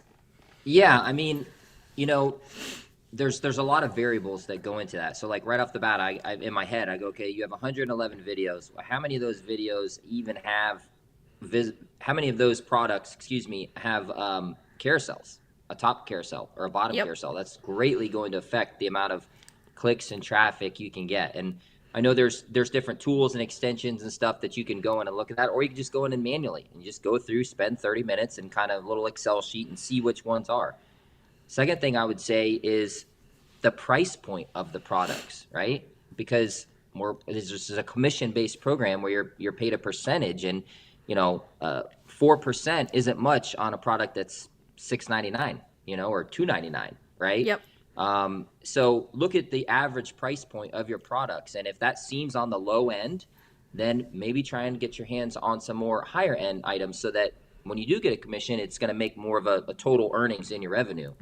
But really, truthfully, 111 videos, that's a lot. But in the big scheme of things, it's really not a lot, unfortunately. Exactly. So, think of it as a marathon, not a sprint. do as many videos as you can where you can keep it sustained, right? Don't do 111 videos and then sit back. It's Yep. better to do, 2 videos a day or 3 videos every other day for 6 months, 8 months, 10 months, and then really start to see. It's literally a snowball effect. It's like as long as you got to keep feeding and keep making, but this snowball will grow, and you'll start to get a better idea on like which categories pay well and which product price points and where you're getting the best conversions, right? Whatever you're getting success in, go back and find more products and double down in those areas. Yeah, just to piggyback a little bit more off of Adam, I think Jess is probably so irritated because she probably heard that same thing Adam said for me earlier. But Jess, I was in your shoes, because if I compared myself up against like Adam, Tyler, Andrea, and everybody else that was doing the program at the same time as me, I was the one that was reviewing a lot of low-end products. And a lot of people were telling me that my income was very low. The commissions that I was making was very low considering how many videos that I was making. And to see here, you commented, that you're doing water bottles and pillowcases and clothing, and those are a lot of low ticket items. There's nothing wrong with this. It's just that if you're going to compare yourself to somebody who's reviewing $100 plus items, you're going to vary in results from them. So something I want to show you here is Cha-Ching King is saying, we have 375 videos and made 2,500 in April. I'm not an expert, but we have been really selective about what we choose to review. A few of our items provide most of our income. You cannot compare yourself because you guys are running two different strategies, reviewing totally different products. So the best way that you're going to succeed is to not compare, not get down on yourself, and just keep pushing. You're going to find your own system and your own flow. And I know it sounds like a little bit of money right now, $50 a month or whatever, but you are going to grow this thing, and that's just extra money that you did not have before. Yeah, well said. Sorry, it does light a fire in me because I promise you I was in that same boat. I had a lot of people coming after me saying that, I was doing something wrong. And there's no wrong way to go about this program. It's just, everybody does review different things. Cha-Ching King is saying that he's very selective. And he's doing something different than what you may be doing. But at the end of the day, you're going to review everything in your house anyway. So don't worry about it. You just try to stay as consistent just stay as the you course. can. Just stick with it. Just keep sticking with it, and don't. Yeah, like Mercedes said, try not to compare too much. We all fall into that trap from time to time, but step out of it and just say no. The only way to the way to move the needle is to continue to put in the work, and if you do that and you stay with it, it will grow. Yes, exactly. So she's saying, fair advice. Maybe I just need a new style. Mine are all the same, sort of talking to the camera, demos, showing details, etc. Yeah, I mean, as the program changes and as it gets more and more competitive, we just got to figure out different ways to stand out and to make our commissions. That's all it's about. Cha-Ching King said, we do a few hundred a month from spray foam. The product was just over $1,000. So even though we make money on it, we still haven't broke even. Take numbers with a grain of salt. Perfect advice right there. Yep. Okay, well, and that goes back to what we were talking about, the fringe products earlier. Yep. Like spray foam. I'm assuming Cha-Ching King like demoed that. He actually sprayed the foam. Maybe it's insulation. Maybe he's working on a home project, right? That's totally a different video and a different audience than somebody that's just like, hey, let me tell you about this mouse. It clicks good, very lightweight. Totally different. Exactly. Yep. Jess is so nice. She said, thank you both. I am not getting discouraged. I just am such a type A perfectionist. I always doubt whether I know what I'm doing. I feel better now knowing it makes sense what I'm seeing. Yeah. Perfect. We have on here, B-Stride said, I was approved this week and have uploaded 80 videos so far. Wow. Going to try for a few a day now and see what happens. I figured my associate's income is $20 a month. Anything more than that is a win. Great. Keep up the great work. That's a lot of videos in a quick amount of time. Yeah, that's great. Keep it up. Yeah. So, Tyler, Adam, I'm so sorry for calling you Tyler, but no, that's okay. You let me know when you have to get out of here. I know it's getting late. We got for some you. time. No, we're good. I was late because I don't know how to work a computer, so I gotta make up. So we're good. No, don't even worry about it. Okay, well, we gotta move away from Amazon influencer because Adam has a whole another beast, which is merch by Amazon, that we must talk about because it's probably his number one. He talked about it. He said 51% of his time is going to this side hustle. So, guys, if you have any questions regarding merch by Amazon, make sure you send them in. I am not the professional on this side hustle, so all your questions are going to be directed straight at Adam. So, Adam, what do we need to know about merch by Amazon? What do you think you could tell us about this program for anybody looking to start or new in it? Yeah, I had a feeling you were going to ask that, so I've tried to kind of think of how I would respond. But merch by Amazon, it's been around for years. I think it's been around since 2015, if I'm not mistaken. So, I mean, this is an Amazon bona fide program that's been around for going on 10 years. I've been in it since 2018, and I have seen Amazon invest in the program. So they've grown the amount of products that are available. They've grown the marketplaces, the resources to support sellers. It has the potential to be a legitimate full-time business if you want to make it that. It also has the potential to be just some great side money. I can't really say enough good things about it. I really do think it is the diamond in the print-on-demand space. It's better than Etsy or Redbubble and all these other platforms. It's on the biggest shopping marketplace. You don't have to deal with inventory. There's ways to scale it and to grow it. And it really can be as much as you want it to be. And for me, I made the decision to go and try and make it my full-time business, and still working on that and growing it. But it's a great program, especially for anyone out there that's looking for maybe something that they could grow on the side and then one day pivot into something bigger. I mean, I'm happy to answer any specific questions, but I mean, obviously I'm team merch by Amazon all the way. You sold it very well. If nobody's in this program, I think Adam's explanation alone would make me want to do it. It sounds so easy, but I am here to attest to that because I joined because of Adam. And even though I got to tier 1,000, I believe they started me at, which is huge, by the way. That is so huge. You have no idea. We can circle back on that, but go ahead. I got you. It is a difficult program. And I can see how you have to put years of effort and hard work into it before you really start to see results. Now, I'm not going to lie. I did upload some things and a few of them sold, but can you tell us Adam, tell us how many designs you have on your merch by Amazon? I think I'm somewhere around 25,000 now. Like, that is insane. That's crazy. So 25,000. So how many products is that? I think it's over 1 million products. That is crazy. I'm not sure. If, to put that into perspective, Adam has over 1 million different items up on Amazon through this Amazon merch program that people could buy. So Cha-Ching King actually says right here, when you merch, what categories are we talking about? T-shirts, books, journals. So Adam can answer this, right? Yeah. What merch is. Okay. Yeah. So there's two different things here, Cha-Ching King. There's the merch by Amazon, or merch on demand is the official name, which is primarily based around apparel. Okay, so that's going to be like T-shirts, hoodies, sweaters. Now, in the past couple of years, they've added some new products that aren't apparel. They've added phone cases, like the printable, phone cases for different iPhones and Samsungs. They've added tote bags. They've added pillowcases and pop sockets. So, yep. That is, those are the only products that you can upload to the merch on demand platform. It's 14 products total right now. And that's it. You cannot choose anything else. For books and journals and things like that, that's going to be Amazon KDP, which is Kindle Direct Publishing.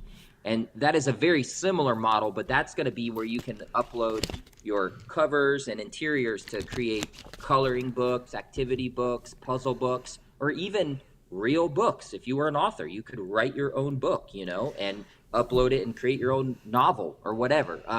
So what we're talking about is merch by Amazon, which is going to be primarily apparel and primarily those other products. Does that answer the question? Yep. I think a lot of people in my audience know nothing about it. I may have made 1 or 2 videos here and there about it. So I think just clarifying, exactly what Yeah. it is very helpful. Let me go to the comments real quick. There's a bunch. Morgan, Social Simone said, "Hey, Mercedes, finally caught you live. Can't stay long, but wanted to show y'all love." Well, thank you so much for just even stopping by. Yeah. That means a lot. So have a great night if you are already gone. But Cha-Ching King also said, oh, we already read that one. When you merch, but he said, what 25K designs? What LOL? Yeah. Holy smokes. Yeah. And it's a whole lot different when you actually start the program and you try to upload designs, because it is difficult. When you think of all the copyright problems and issues you run into, having 25,000 is mind blowing. I'm in shock. Well, let me touch on that real quick, Mercedes. Okay, because go for it. There's one thing here. So that 25,000 designs, right? That's after many, many years. And really, I've been able to kind of like figure out a way to kind of like scale it, right? And take it to the next level, because I'm now using a designer, right? From time to time, and a VA to help me with some of the workflow and the processes. So this isn't Adam Young that graphically designed 25,000 individual designs, right? Yeah. And I do use a team to help me with that. And additionally, in the merch on demand space and print on demand space, you'll hear people talk about scalable design. So I could take one design that simply says, "Proud to be from Florida," and it has a Florida flag or something like that. And now I could just take that same design, and all I have to do is change out Florida for Texas, Georgia, and something else. Yep. And my work, the time and effort is going to be minimized, and I can take advantage of economies of scale and things like that. So there's different tools and softwares and techniques where it's not like I'm over there slaving away creating one design.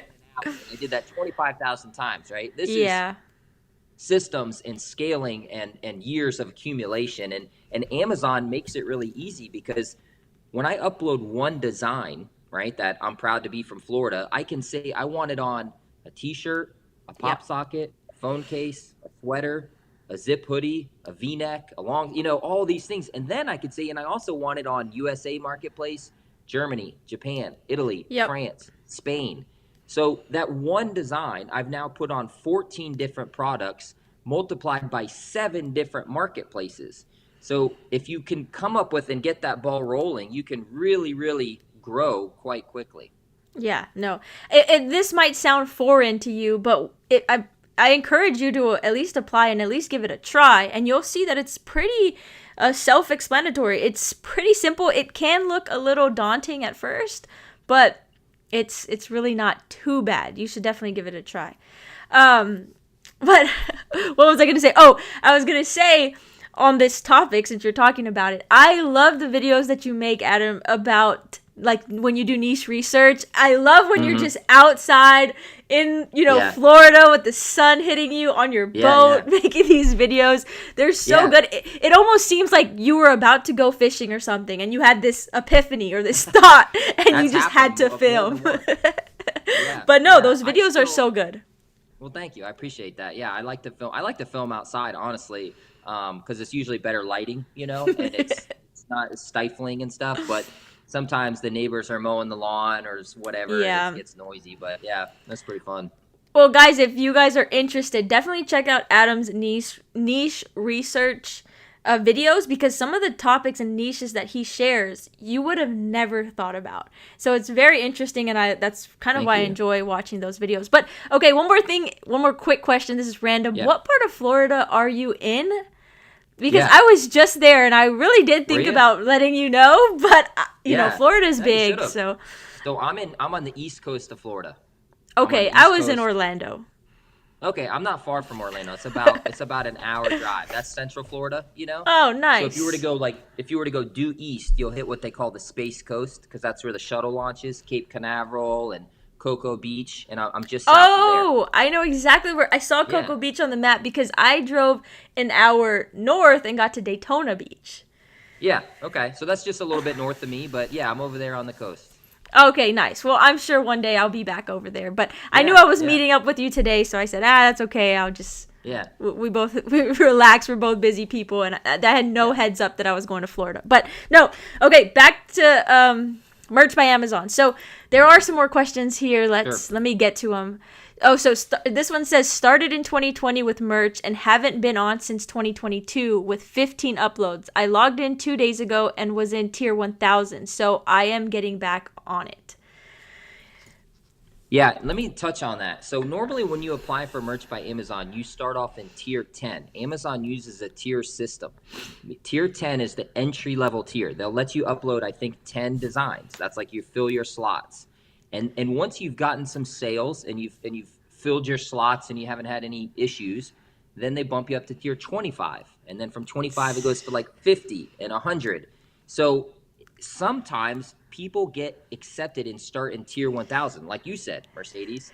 And that is a huge advantage because it's like giving you 1,000 fishing lines. Instead of 10 fishing lines, okay, I'm going to put out 1,000 fishing lines, right? If you could fill those slots.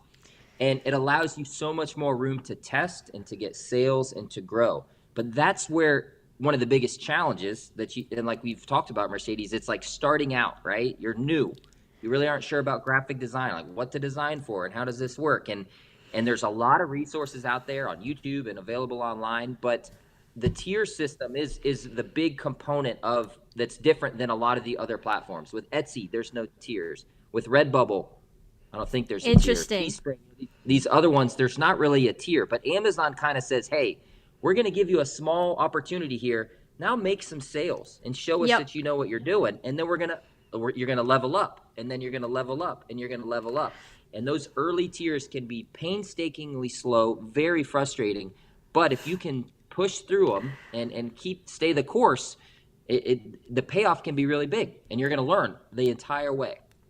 Yes, and so these tiers, like basically, if you're in tier 10, you can only publish 10 designs until you sell a certain amount, and then you're promoted to the next tier, where then you can upload 15 more to be in tier 25.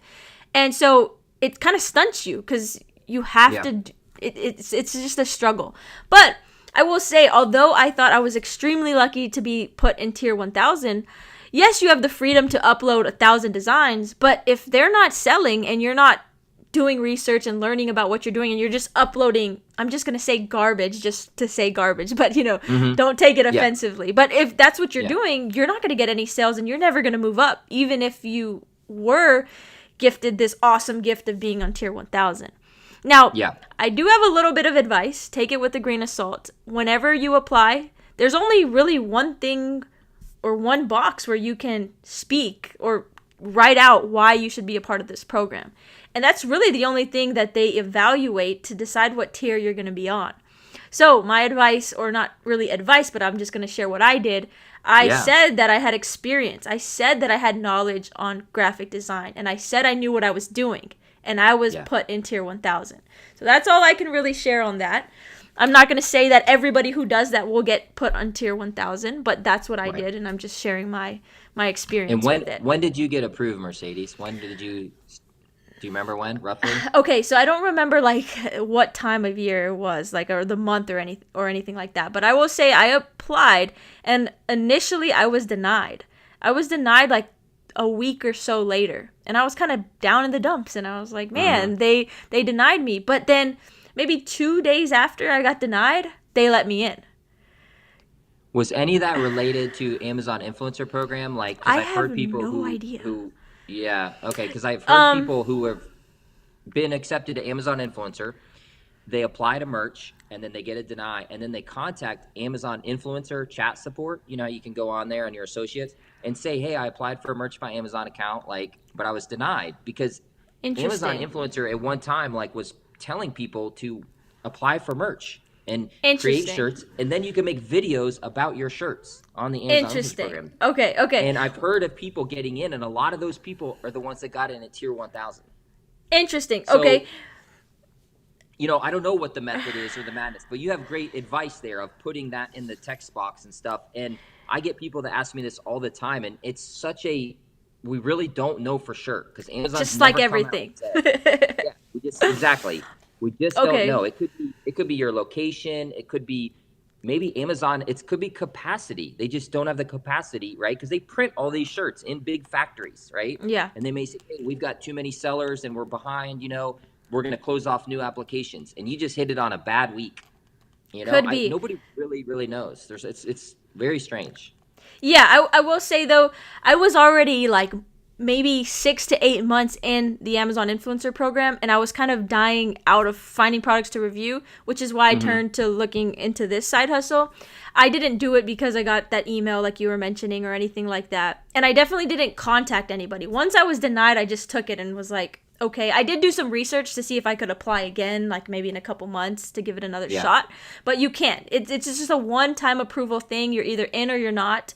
If you get denied, you could try to be patient and see, or you could reach out and maybe they will change their mind. But I didn't even have to do anything, and 2 days later I was in. So it's kind of just it was all just kind of weird. Yeah. Yeah, it's a weird one. There's a lot of videos out there and people that have touched on it, but I mean, the first step is just apply, right? Yeah. Just try it out and put something good in there in that text box. Try and convince them that you have some design. Tie something of experience related to creating products, and you understand, the concepts of print on demand and copyright law, Yep. something like that. Just try it. Exactly. That's what I would say as well. B Strike said, I have a Teespring store but no sales. Does Amazon merch show Amazon shoppers your products? Yeah, it's totally on site. It's totally on platform. So if you've ever bought a shirt or searched for a shirt on Amazon, you've probably seen merch by Amazon products. They're often mixed in the search results with other shirts for sale that could be FBA shirts, right? Most of those are going to be FBA shirts, what we talked about earlier, or sometimes they're FBM, fulfilled by merchant, where somebody is actually shipping it out of their house on behalf of Amazon. But most of them are going to be print on demand or merch on demand shirts. So these are absolutely on Amazon shoppers. If you were to type in right now, birthday shirt on Amazon, most of those would be people in the merch on demand program. And there's also another way you can promote them as well, right? Like you can run ads straight through Merch by Amazon. Okay. Yep.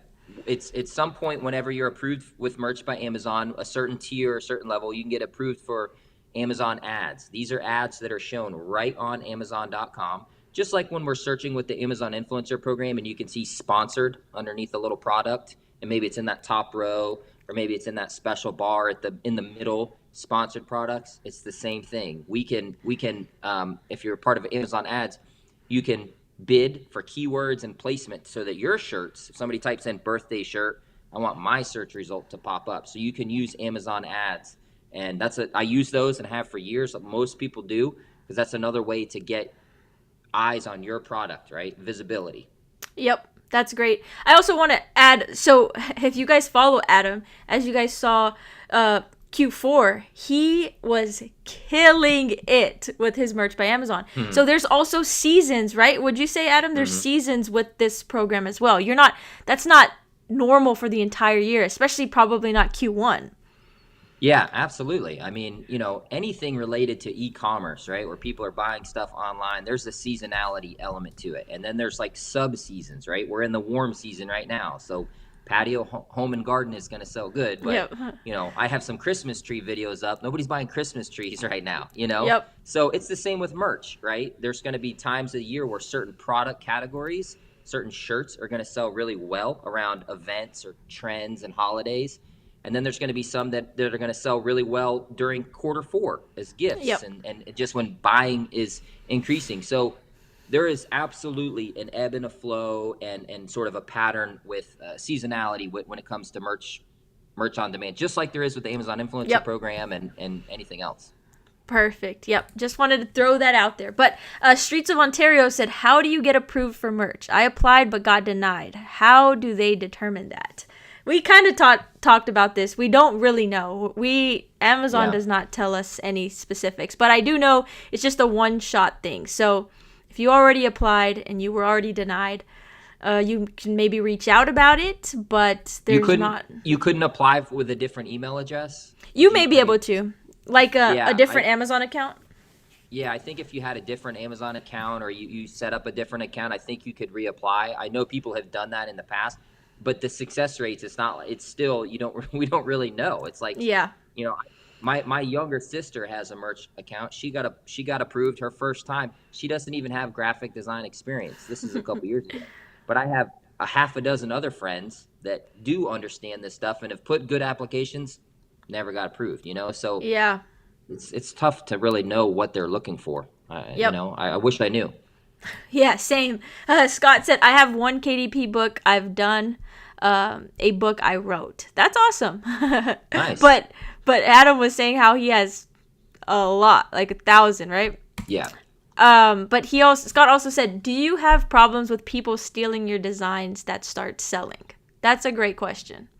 That's a great question, and the answer is yes. And that is a huge problem in just the broader print-on-demand community. So there is people that can go in and rip off they'll get your design from that little thumbnail, and then they'll take that and copy it and upload it. And that happens on not just Amazon, it happens on every platform. And it's a real thorn in the side of POD sellers. However, I will say Merch by Amazon is probably one of the best platforms on policing that and keeping control of that. Etsy and Redbubble, that's one of the reasons why I stopped selling on those platforms, is because I would make a shirt and put it up in my shop, and someone would copy my shirt, put it in their shop, and report me as infringing on their design.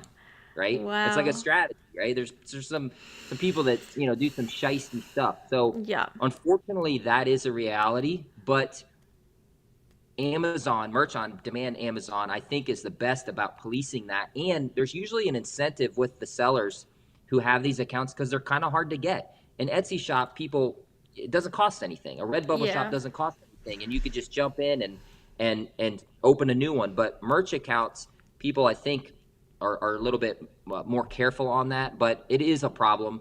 And that's probably, we could talk a whole another video about that. And there is reporting things that you can do. So if you see someone that knocked off your exact design, there's a form that you can submit. I have done that. I think anyone who's sold on Amazon has had this happen, and you can report it, and then they'll issue a thing, and then they'll take it down and stuff. But it happens. It's a really shitty thing that happens in the industry from time to time. But at some point, right, you got to just it's going to happen. You got to focus on what I can control. Only thing I can do is keep putting up my designs, right, the right way, creating good value, good products, and keep trying to build my portfolio. And these little people grabbing the scraps and trying to steal stuff, it's like, I don't want to spend too much time trying to chase all that down. I want to focus on building, not policing. You know what I mean? Yep. Great answer. B Stride said, for merch, how do most people find the merch? On Amazon, do you put it on your influencer page? Yeah, so this is totally different than the Amazon influencer program. Although you could put your shirt on your Amazon influencer page. You can create like an idea list or a curated list. You could put your shirts and say, these are my shirts, or my summer shirts, or my Christmas, funny shirts, or whatever. But yeah, people find the shirts just by going to Amazon.com, right on the search bar. And if they search for a hoodie or a phone case, they're going to see products from FBA, FBM, and Merch by Amazon. Yep. Adam probably could make a whole video about that too, just like how people find your product. But there's a lot of research involved. That's why he does niche research, because these are search topics and keywords that people are searching for, and so you're going to make strategic designs around those keywords so that because people are searching for that stuff. So like birthday shirts is an example. There's a ton of people that will search 16th birthday t-shirt. If you make a design on 16th birthday t-shirts, that's how people are going to find your design, and that's how you'll get a sale. You don't really have to make a product review video on your 16th birthday shirt. You may get like one sale that way, but that's not how you're going to make the load of your money. 100% of the shirts that I've sold on Amazon ever since I started, I have no idea who the customer is, or I have no idea how they even found my shirt. I can only assume that Amazon showed them my shirt when they searched 16th birthday, and then I had a shirt with the keywords 16th birthday, and then they saw the design that said 16th birthday, and then they click it and add to cart. But yeah, it's all about matching, like Mercedes said, coming up with a niche and a design, putting the keywords on there so that when someone types that in, fishing shirt, birthday shirt, basketball shirt, whatever, that my product is seen, and then that's the one they pick. Yep. It's a whole different ball game than Amazon influencer.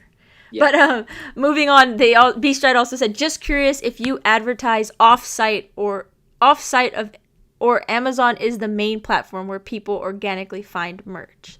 So basically, do you advertise offsite? I don't advertise offsite. I know some people that do, and maybe some people that have had some success, like through Facebook ads. I've heard some people have success with that. But my thing is, I don't really care to advertise offsite because when people are on Amazon, that's where they want to buy. They're there for a reason. Usually it's to research something they're interested in about buying or to actually buy. So if I'm going to spend money on ads, I want the ad to be right there where they're already this close to buying. I don't want to send them an ad on Facebook and then they have to like close Facebook or click a link and then go to it. So I don't do any offsite ads. Yeah, that's a great answer. Didn't really think about that. But yeah, I think it just maybe Facebook would generate you leads, but it probably wouldn't make them pull the trigger. Right. Because interesting. Okay, Little Garden on the Prairie said, is selling merch on my YouTube channels part of the MOD program, Merch on Demand program?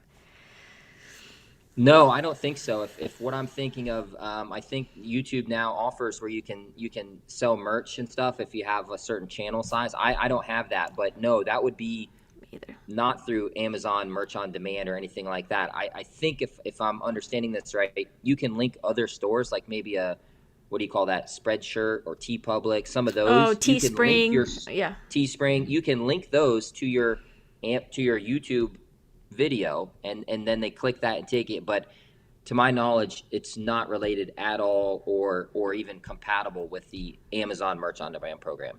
Yeah, I think I would agree with that as well. B-Strike said, okay, thanks Adam, that's great. Cha-Ching King said, I filled out the request. He left the live stream to go apply. That's funny. We'll see. See, that's a man of action. He didn't waste any time. He did not. He just left us hanging for a little bit. That is too funny. B-Stride said, Little Garden heard about affiliate shopping program new on YouTube, but heard need 15K subs now to be part of YouTube's new shoppable video program. Interesting. Yeah, so I think that's what I've read about that too. Yeah, if you have 15K subs, now you can basically link a shop, maybe a Shopify store or TeePublic or something like that. Because I've seen on other people's channels where you can buy, their mug, their shirt, and little merch. And I think that's what that is. But unfortunately, Amazon isn't integrated with that. Maybe one day that would be awesome. That would be, that would be interesting. City Path said, is merch by Amazon too saturated? How much can you make on average? Ooh. Yeah, I know. Well, yeah, this is a question. Merch is insert side hustle too saturated? We hear that with the Amazon influencer program with so many, and you're going to get a lot of different varying answers. I like to think of it more like, is it too saturated? No. Is it more saturated than it was yesterday? Yes. Is it more saturated than it was a year ago? Absolutely, right? But is it too saturated? No, because if it was too saturated, I wouldn't be still selling shirts. New people that are, joining the program right today aren't going to have success, but the program continues to grow. The product offerings continue to increase. The marketplaces. Is it as easy as it was yesterday or a year ago or 5 years ago? Nope. Unfortunately, it's not. It's the Amazon influencer program, though. You know what I mean? Yep. So it's kind of more of like, are you willing to kind of get in there and wiggle your way in and put in the work to make money? If you are, then absolutely not. It's not too saturated. Is it too saturated to throw up a few designs and sit back and just hope that you're going to start raking it in? Yeah, those days are gone, man. You got to really kind of hustle at it. Yep. Nope. That's great. I couldn't agree more. Scott said, I can link a store to my YouTube now. I haven't done it yet. Scott has a bunch of subscribers. That must be why. Yeah, that's great. He said, people are always going to tell you that something can't be done for one reason or another. If you listen to them, you won't get to even try. Great. Well said. Exactly. Yeah. Yes, that is awesome. I might have to write that down and save that. Well, do you guys have any other questions for Adam before he leaves? This was a great conversation. I am so glad that we did this. I've enjoyed it. Yeah, I had a lot of fun, and I feel like I took a lot from this, so I hope you guys did as well. Man, I could honestly talk to you for days because I think Mhm. we're so similar and we are working on a lot of the same things. Now, real quick, before I open the floor to you, if you have any questions for me, that's become a thing on this Yeah. live stream lately. But could you share with us some goals for your channel or your side hustles or any advice for anybody looking to start any of the things that you're doing? Just how would you like to conclude your conversation? Yeah. Mhm. Well, listen, we've talked about a couple different things and different side hustles, and we're just scratching the surface, right? There's so many different side hustles out there, and so many different ways that you can make money online. If I were to give any advice or any share anything with anyone, it's two things. One, just get started. Take a leap and go for it with one thing or another. Do a little bit of research, but you've got to take that first step. And a lot of people get held up there. They don't even enter the race. You know what I mean? You got to enter the race in order to have a chance to like cross the finish line. So get started. And the Yes. second thing is, you know, there seems to me to be this push on YouTube where people are selling these dreams of like making crazy money for like minimal work, right? And there's it's almost like selling snake oil in these pipe dreams because that's what gets clicks and that's what gets views and I understand why they're doing that, but it's often not realistic. I mean, talking to Mercedes, talking to me, talking to other people I've met over the years of doing this, and instead, I wish people would like sort of embrace the work, embrace the discipline and the hustle and the consistency that it takes to be successful. In other words, stop trying to get rich overnight. It's probably not going to happen. And these people are selling you clicks and views. Instead, find something that you have an interest in or that you want to pursue and really give it your all and actually take pride in putting in the work and the hustle and the discipline Yes. and sticking with it over a long period of time. And you're going to pivot and you're going to hit walls and you're going to fail, right? But if you sort of embrace that mindset, like, hey, I'm going to make it work. I'm not going to listen to what everybody says. I'm going to try and figure it out and I'm going to hustle and I'm going to each day kind of try and learn a little bit more. If you have that mindset and mentality, I really think you can make it with any of these side hustles. And I wish more people would like, you know, stop trying to get the Lamborghini overnight in the mansion and like, roll your sleeves up and get into it and really Yep. dive in and take pride and learn and that's how you find success. That's the minimal success I've had. That's the only way. It's not from any kind of talent or secret. It's just from keep chipping away at it.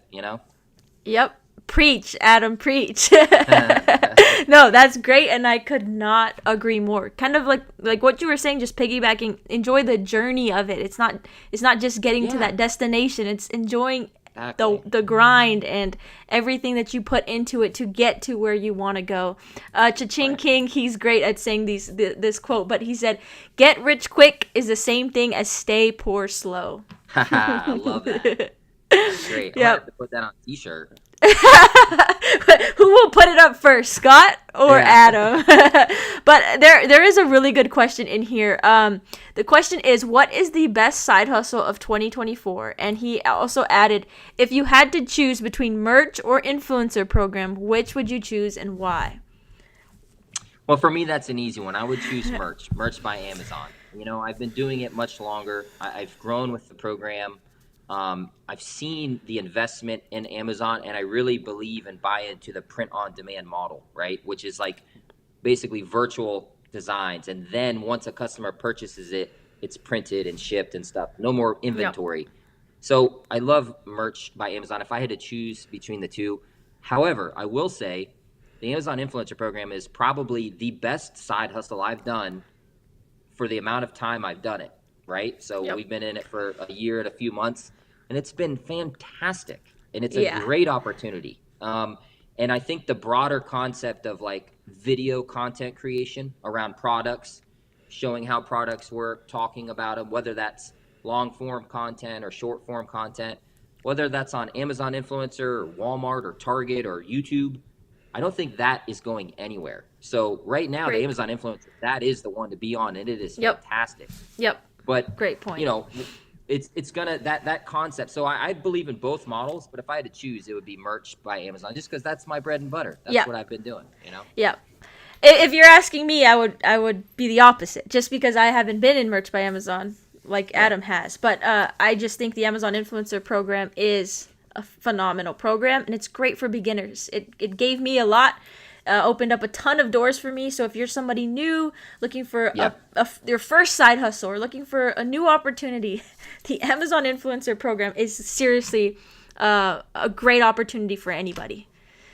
Well said. Yeah, the growth, and that's one other thing. We've talked about this. Merch by Amazon is probably going to be a slower trajectory, a little bit slower growth. Doesn't have to be. You have to put in some maybe extra time and resources.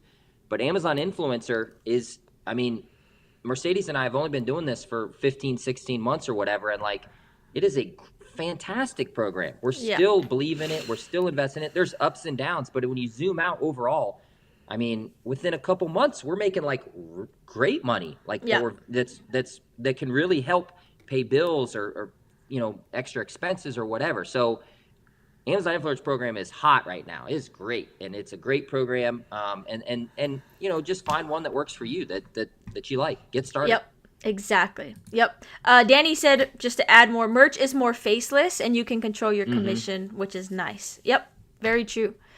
Yep. Very true. Very true. But Adam, before you get out of here, I do want to just let you, I guess this is a new segment that we should have, but ask me. Feel free to ask me anything. A lot of people have been, wanting to ask me questions. So I want to make sure this is all fair. So if you have anything for me, feel free to ask. Absolutely. Here, I've got a whole notebook. I'm just kidding. No, I do have some stuff for you. I was hoping we'd have a chance to do this because I do have some questions. So I think the first thing I would be curious to know from you, Mercedes, and this is just my observation. You started out on YouTube, like you said, around January. In my eyes, you grew very quick and you had some great success, right, with your YouTube channel. And then Amazon Influencer, you've done great with that as well.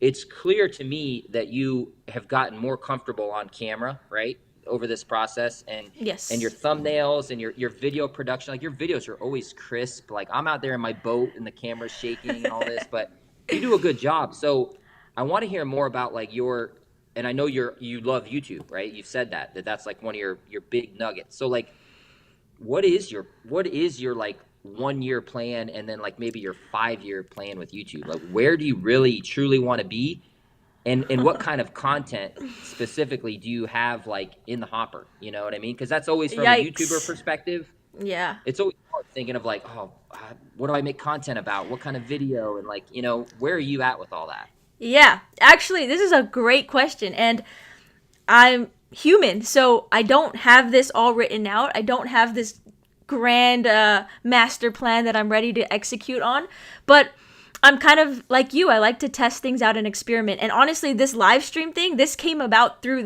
experimenting. And It's funny because my first live stream that I just spontaneously did was to ask my subscribers, where should I take my YouTube channel? Because I don't know.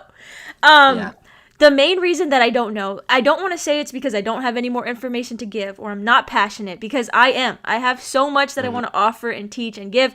It's just I'm learning that YouTube is so, like, having a YouTube channel is super niche focused. And so I don't want to start bringing in other topics if it's going to stunt the growth that I've been working so hard to build. So I'm at this crossroads where I don't know if I need to start a new YouTube channel to talk about this new stuff that I want to discuss, or if I can somehow find a way to incorporate it into my side hustle finance YouTube that I've already created.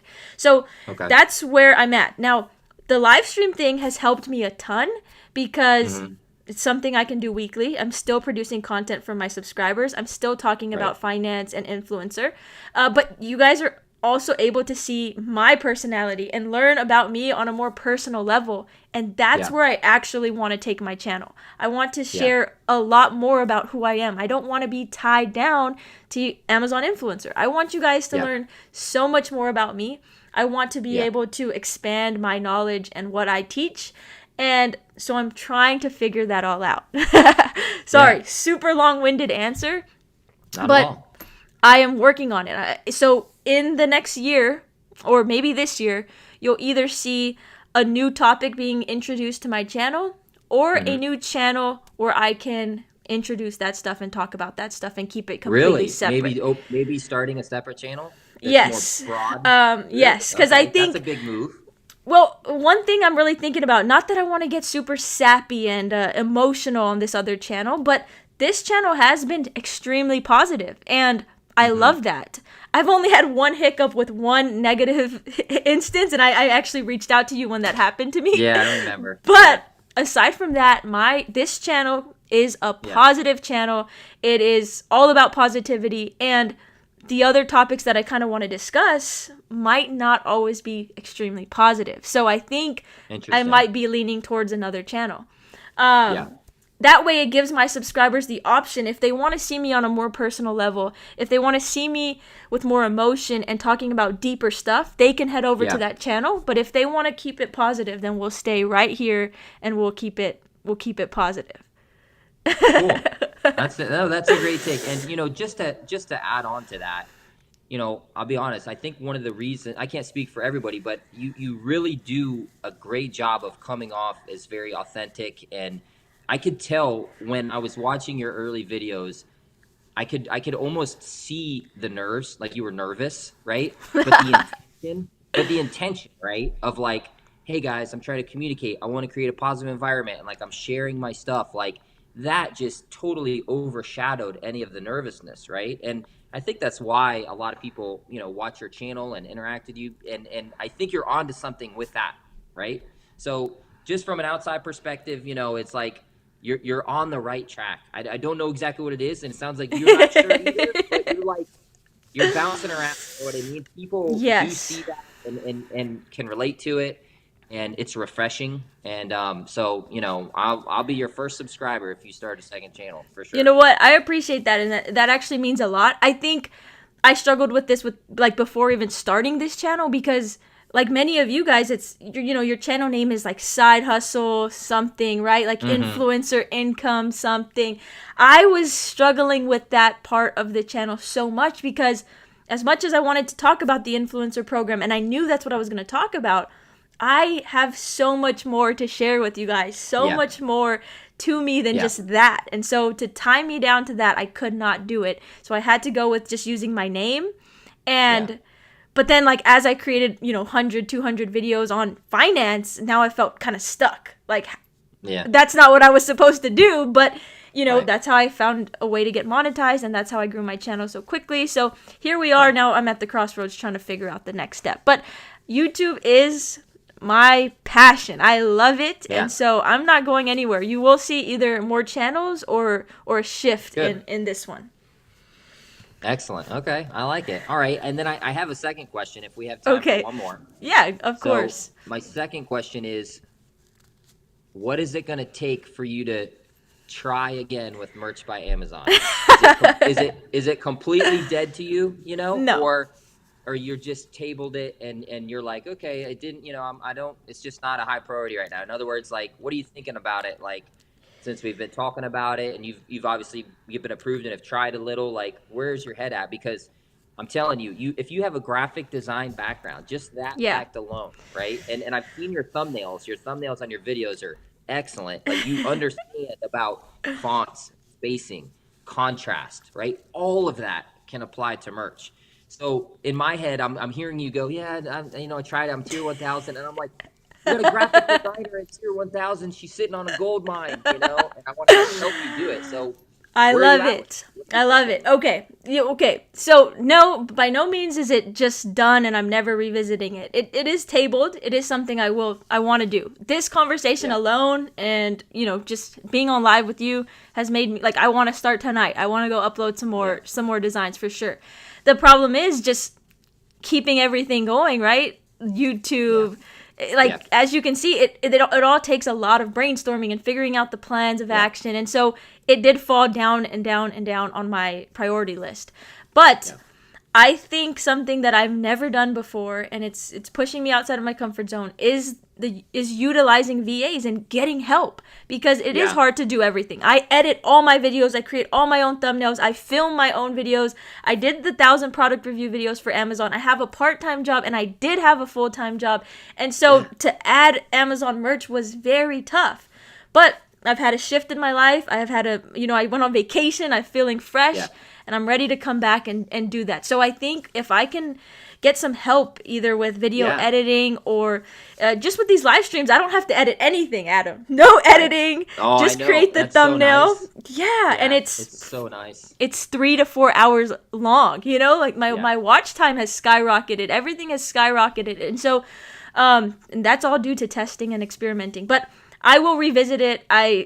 Just by you saying all of those kind things, and if I'm sitting on a gold mine and not even taking advantage, I would beat myself up about that. So I can take a look at it. I need some help with other things and kind of figuring out a schedule. Whenever you're ready to, because I have some experience hiring VAs, hiring designers. Like, there's plenty of people I can help you. There's ways where you can basically still try and build that side hustle where it's using minimal of Mercedes' time. Yes. I know how that is. We're all time resource short, right? Yep.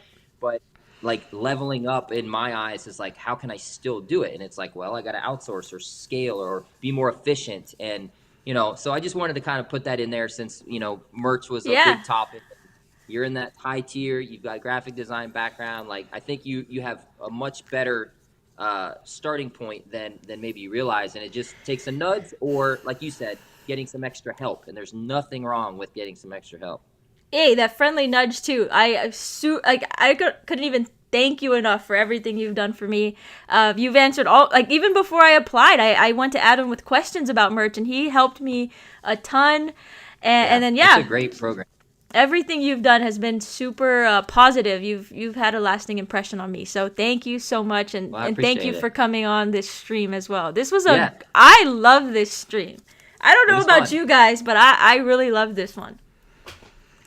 Yeah, me too. I really enjoyed it. Thank you for having me on. I'd love to do it again sometime. I've watched your other episodes, when you had Tyler on, so I mean, this is a great thing you've got going here. And keep me posted, and if I can help with anything, let me know. And hello or goodbye to everybody in the chat. And I'm sure we'll be talking again soon. For sure. This is one of the funnest things I've found about YouTube, especially small channels like ours. It's like connecting and networking and making, friends and stuff, because I mean, this space, somebody said already, what was it? Collaboration instead of competition? Yes, competition. Yeah. Exactly.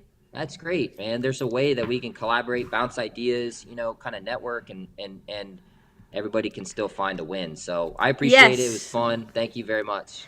No, thank you so much for coming and sharing all that information with us. But it really has been a pleasure, and I look forward to chatting with you again or collaborating with you on a possible video. There's a lot of stuff that we could do in the future. But thanks again. Have a great night, Adam. Take care. Sounds good. Thanks. You're the best. You too. Thank you. All right. See ya. Bye. Bye.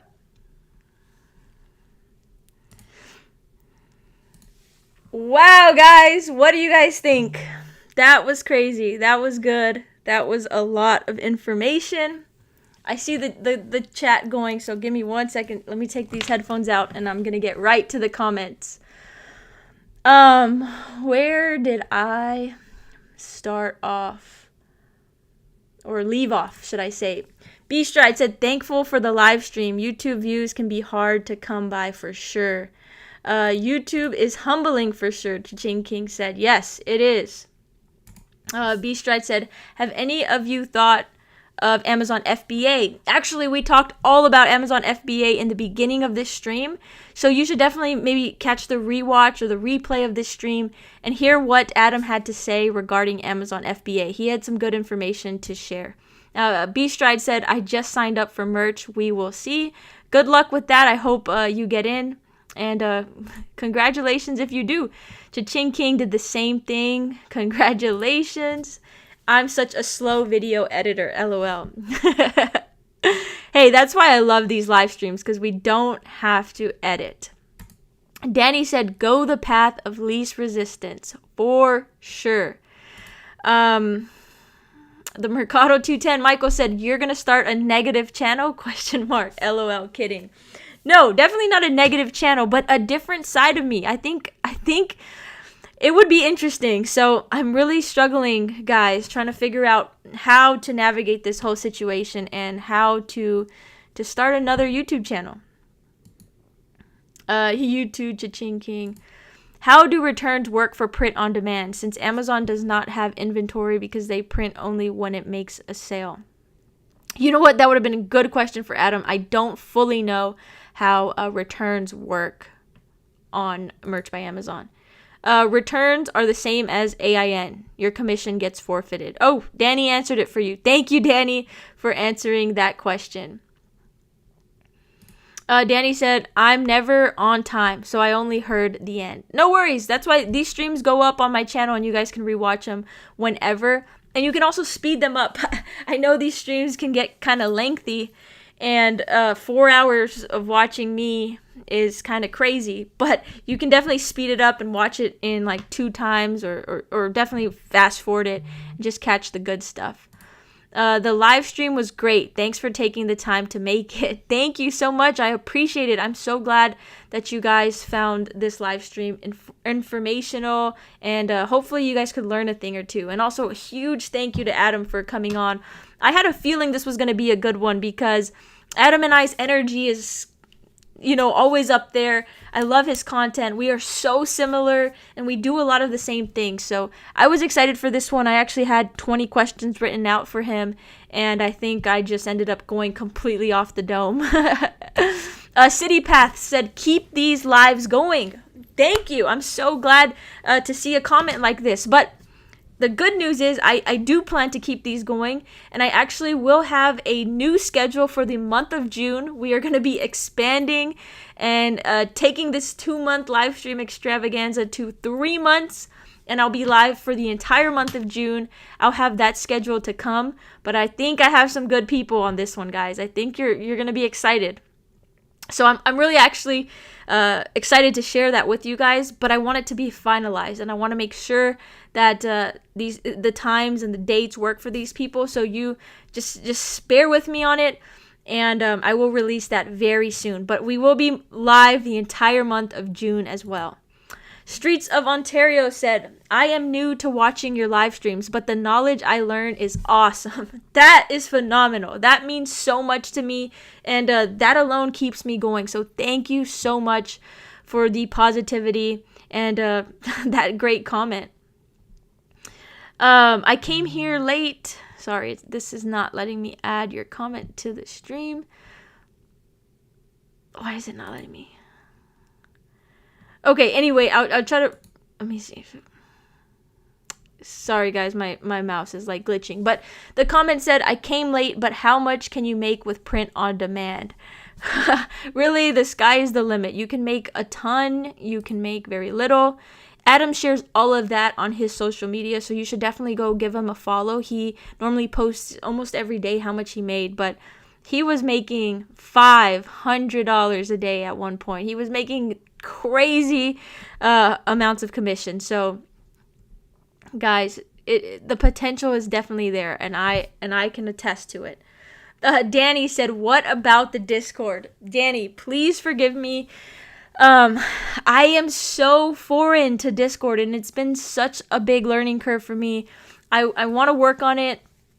And in fact, I'm trying to figure out a way to be even more personable for you guys and like be there with you guys and be able to communicate and talk to you guys aside from just these live streams. So yeah, for sure that Discord would do it, but I'm also thinking about creating like a community, creating memberships on YouTube, not for the financial gain, but to be that much more personable for you guys. And there's so many times where I just want to randomly go live, or I read something in a book or on social media and I want to share it with you guys, and I want to motivate you guys randomly throughout your day. And so I'm looking to do those kinds of things. So whether that be Discord or through YouTube, I hope you guys can find some value in that. Have you considered a Facebook group instead? That's a good point. I actually haven't. I have that shiny object syndrome where I just chase random things. I created the Discord and then I didn't follow through with it. So please forgive me on all of that. I just need to kind of take a step back and start actually executing on all of these things so that way we can have it going. But I do want to get back onto that Discord because, like I said, I want to be as personable as I can with all of you. Does Amazon need to review the design or does it go public right away? They definitely have to review it. They review it and it takes a little while before it's approved and goes live. B-Stride said, thanks for this. I have to head out. God bless. Thank you for, hanging out. Thank you for participating and commenting in the chat all night tonight. It's been a pleasure to have you on our stream. And thank you so much for watching. So God bless as well. Have a great night. And hopefully I will see you next week. Danny said, it's like the only function still good on Facebook. That's funny. That is funny. Well, I think I ran through the comments, but guys, I had a blast tonight. And actually, since I cut last week's stream a little short, I did plan on staying here as long as you guys wanted me on here. So feel free to ask me any questions, or if you guys want to talk, if there's anything that you guys want to discuss, let me know. I'm here for you guys. Feel free. I'm opening up the floor to you guys. And I'll be on here as long as you guys want. But I do want to say thank you guys for hanging out tonight. Thank you guys for the chat was on fire. You guys had a lot of great questions for Adam. And I really appreciate that because, there's some topics like merch by Amazon that I don't have a ton of information on. So if you guys could ask those questions when my guests are on, they can provide you with the best answers and answers that I couldn't. So it really means a lot to me that you guys are all on and hanging out. And the floor is open. We can take this live stream to wherever you guys would like. I'm missing a bunch of people tonight. Where is Melissa still on? Is Andrea still on? I'm missing Vicky. I didn't see Vicky tonight. I didn't see Living Supreme tonight.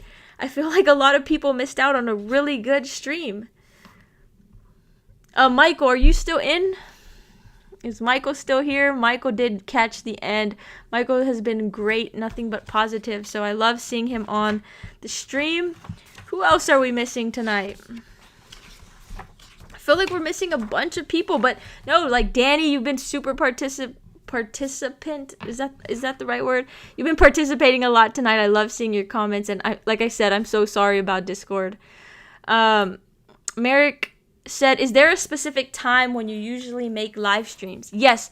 Currently, I go live every Wednesday at 7 p.m. Central, 8 o'clock Eastern. So every Wednesday, there's a live, and every Wednesday, I bring on another guest. So actually, we could talk about that.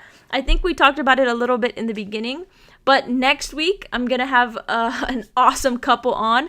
Gregory and Kayla will be joining the live next week.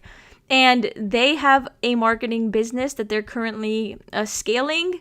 They utilize virtual assistants. They are all about accountability and positivity. And they are some of the kindest people you will ever meet. I am blessed to have crossed paths with them. I'm blessed that they stumbled across my channel. They actually booked a consulting call with me. And when we spoke, it was like we've known each other for years, and now we meet on a monthly basis, and I'm so grateful for them, to say the least. I actually met with them before this live stream, and they gave me so much great advice. We always share what books we're reading. We share new information that we may have learned. We share how our YouTube is growing and how our YouTube is doing. We talk about business. We talk about so much, and you guys are going to see it next week. The kind of conversations we have are so high level, and so sometimes it just, when I take a step back from our conversation and I look at us, and it's just so motivating to know that I have friends that think like me, friends that are as motivating as me and can help me. And that's literally what they wanted to be. They asked me, like, do you have an accountability group? And I did not. And so that's what they are for me. They hold me accountable, and they motivate the heck out of me. So guys, it's going to be a fun one. You guys might think that maybe we're related, that they're part of my family. Like, you guys might think that we have known each other forever, but I kid you not, we just met, and we are complete strangers that met on here through YouTube. So it's so funny. I'm excited for you guys to see that chemistry and that relationship. Andrea said, I'm back. I'll have to watch Adam's segment after this. Andrea, I don't want to brag or anything, but you definitely should. I think this was a great conversation. I think Adam shared so much very good information. I learned a lot, and I think you might be able to as well. So definitely check it out. Danny said, just sent my husband to go get crumble cookie as a reward for surviving the day. That is so funny. That's awesome. Danny, where are you located? Merrick said, how is influencer program these days? Are commissions still up there, or have they went down throughout the months? We're actually on a little upward turn right now. There's definitely still high days. I mean, like high days and low days. It's still a roller coaster. If you want to compare my results of this year to like what I was making last year, then we're definitely, I would say, down. But I think all in all, the program is still, it's crazy. The program and the passive income that I've made from this program is absolutely amazing. Merrick, are you in the program? Melissa said, what's Gregory and Kayla's channel called? You know what? That's actually a great question. Let me get it and share it with you guys. Melissa, I love how like ahead of the game you are. You are always on top of things, and you just stay so much ahead. I love it. But here is their channel, Gregory and Kayla. If you go and subscribe, maybe comment and let them know you are coming over from my live stream, that would probably make their day. They would probably laugh so much. But yeah, let's get them to 1,000 subscribers. They are so close. They've been working so hard. Their name is just at Gregory and Kayla. Danny said SoCal. Awesome. Okay, I should have known you were in Pacific time. Melissa, actually, I did do a sports bet for you, but I have no idea how we did. Oh, we're not doing very hot. Oh, man, I did mess up. I have a pick for Friday. We got 2 of them right so far. And then I have a pick for Friday. That's crazy. Okay, so I shouldn't even share it with you because it doesn't even make sense.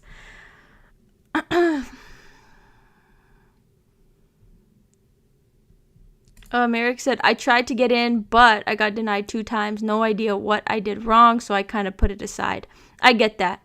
The influencer program is a little frustrating, but you have 3 attempts to get in. If you're talking about the first approval where you just need your social media account, then you can try and apply as many times as possible, so it's all good there. Where else was I at? Michael, it was a good stream. I am here. Awesome. I'm so glad. Thank you for hanging out tonight, as always. I love seeing you on the live streams and always being so positive. What does this say? My glutes hurt from sitting so long. I was able to knock out some eBay listings. Oh no, that's not good. We need to get you the walking pad so you can walk while you're at your computer desk, and then you can review it. I know you've probably seen that, right? I've also contemplated getting one of those. Can you imagine me walking on the live stream? Oh my gosh. The amount of steps I would get in. Melissa said, LOL, I want to be prepared to ask them questions next week. I love it. I love how organized and on top of things you always are. So shout out to you, Melissa, for real. Any idea on the first 3 product videos? Maybe I selected bad products. Not sure why I got denied. Yeah, so my advice for those first 3 products is to do very low competitive or low competition products. So maybe find the most random products you have at home that maybe hardly anybody else has and review those 3 things. That way, nobody else has a product review video to compare your videos to. And you're the only one. So that's my strategy. It worked for me. I reviewed like a random notebook, a Spanish workbook, some of the most random things, and I was able to get in on my first attempt. So that would be my strategy, not reviewing like a PlayStation or Apple AirPods, nothing that's super popular for your first 3 videos. I got approved for first social media approval, but the 3 videos got denied 2 times. Kind of risky. Any idea if I can start over with a new social account? If so, would I need to make a new Amazon account? I believe so. You can definitely do it again with a different social media, and I do believe you need a different Amazon account, but you can try again. Alejandro said, I want to start at square one with a brand new TikTok but faceless. Do you recommend how I can post 1 daily video? I'm kind of confused on your question. So you want to start a brand new TikTok and go faceless. Great idea. You can grow extremely quick on TikTok, so I do recommend there. But you said, do you recommend how I can post 1 daily video? Posting every day and staying consistent is good. How do you do that? Like, how do you create content? And like, are you talking about a program that you can use? Faceless is kind of hard. I guess it would depend on the niche that you're doing your faceless channel about. Are you just going to review products? Because that would be kind of simple. I think just elaborate a little bit more. What is the question exactly? Do you recommend how I can post 1 daily video? I'm a little stumped. I do have an example. So I had somebody close to me create a TikTok account on Pokemon Go. So it's very specific, and they would just battle on Pokemon Go, and they would screen record their battles, and then honestly, they didn't even have to voice them over. They could just play music over top and then post that to TikTok. So if you're asking how to do that, you just have to make sure you battle at least, you battle a bunch, and then you screen record, and then that gives you the content to post to your TikTok faceless. Now, if you're somebody that wants to, what's another faceless channel idea? Maybe like off of a reality TV show, you would just have to get segments of the TV show or create, what are those called? Where you combine a bunch of different things together. Basically, you just have to figure out how to create the content so you can post daily. But if you're asking me how, I don't really know how to answer that. Thinking about... Okay, let me get to that in a second. Do you recommend Instagram or TikTok? Are you saying to get into the program? If you're talking about to get into the Amazon Influencer program, I recommend TikTok. Alejandro said, thinking about the hairstyling niche with the voiceover. Okay, yeah, so how you would create content is just being able to record a bunch of different hairstyles. Or what you could do, actually, is go online and just take images of hairstyles and then add funny commentary over top of it. Or maybe you could screen record other people creating the hairstyles or creating the haircuts, and then you voice it over. There's a ton of options that you have with that. It's kind of just what works for you and what you enjoy doing. Oh, what is this question? Also, any kind of specific niche for the social content? Any idea if posting your review videos on the socials be a good idea, or is it better to have a niche/hobby social account? Okay, so if you start doing a product review social account, I just don't think it would grow as quickly as you would like. Now, I'm not saying that you should not start a product review social account, but if this is the social account you're using to get into the Amazon Influencer program, then I would go with a different niche. Go with a topic that people or like that other people are also interested in. For instance, I'm in Texas, so the Dallas Cowboys. If you are in California, the Los Angeles Lakers. Picking something that other people share interest in would grow more quickly. If you want to make a Jersey Shore fan page TikTok, you know how many other people enjoy Jersey Shore and would probably follow your page? And then what you can also do is go and follow all the other Dallas Cowboy or Los Angeles Laker fan pages or Jersey Shore fan pages, and they'll follow you back. And so you're gaining followers because you guys all have a similar interest. When you start reviewing products, it's just too much of a small niche that you're not going to grow as quickly. So that would be my suggestion, is to create something, or like cute puppies, cute zoo animals. People love that kind of stuff. So find something like that. That would help you grow extremely fast. Hola. ¿Cómo estás?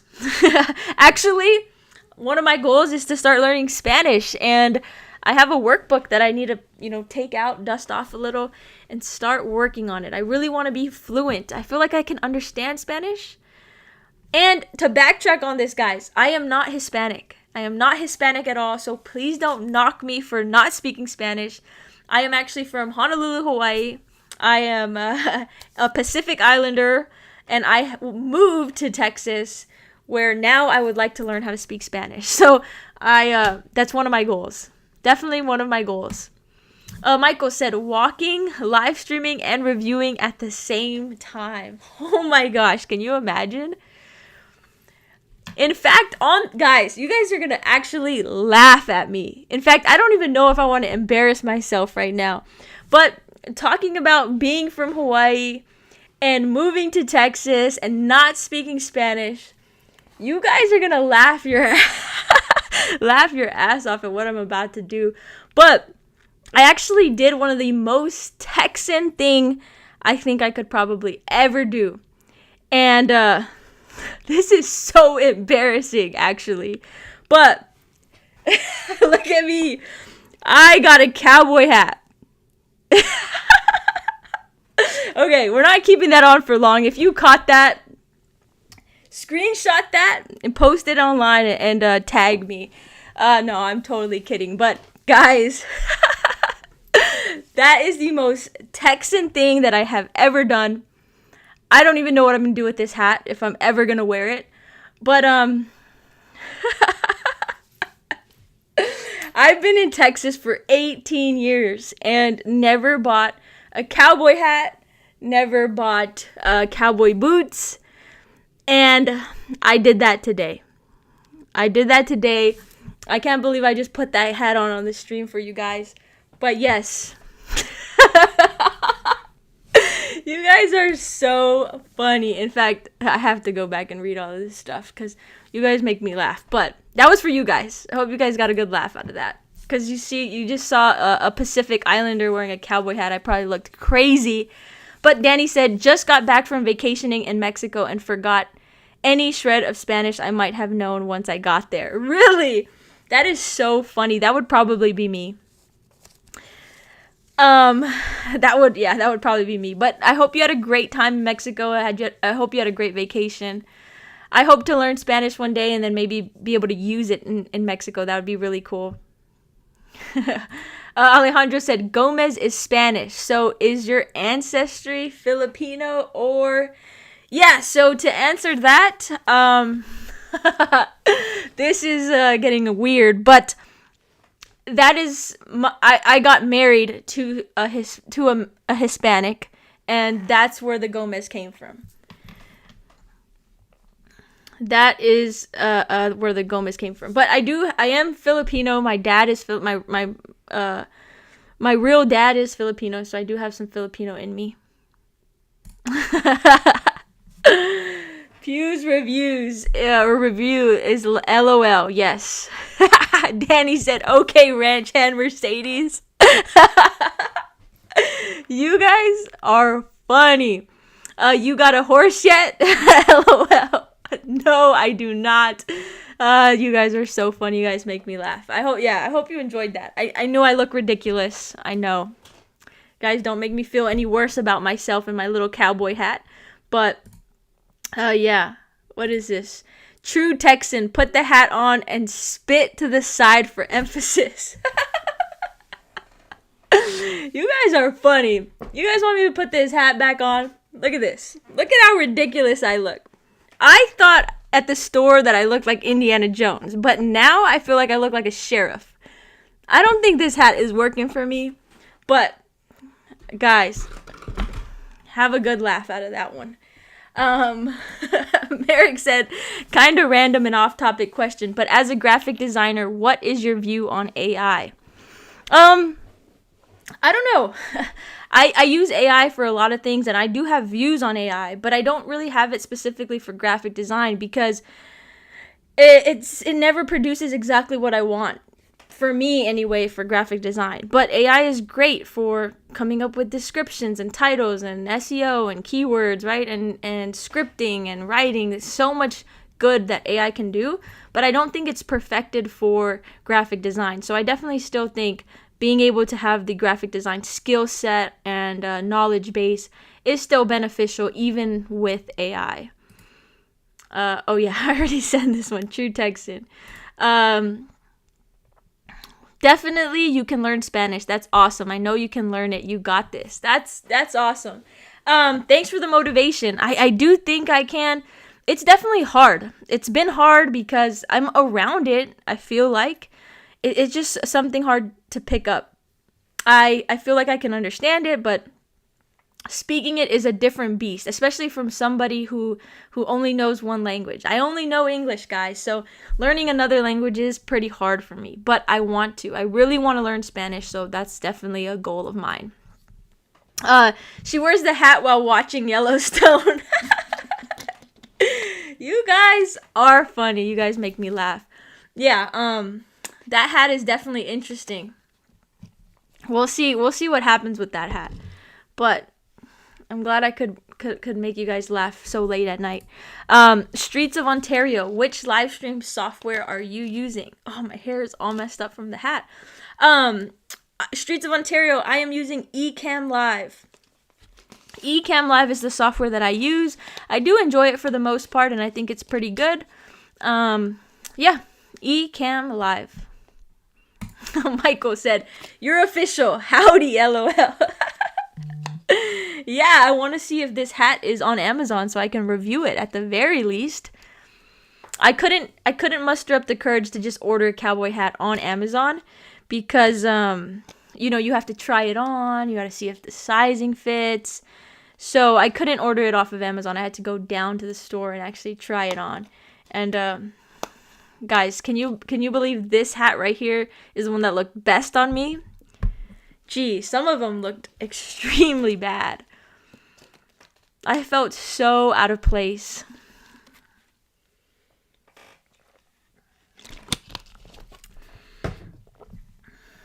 You guys are funny. You guys make me laugh. Man, we've been at it for 3 hours and 11 minutes. I love it.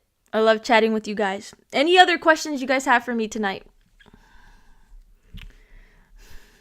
Nobody asked if I can put the cowboy hat back on.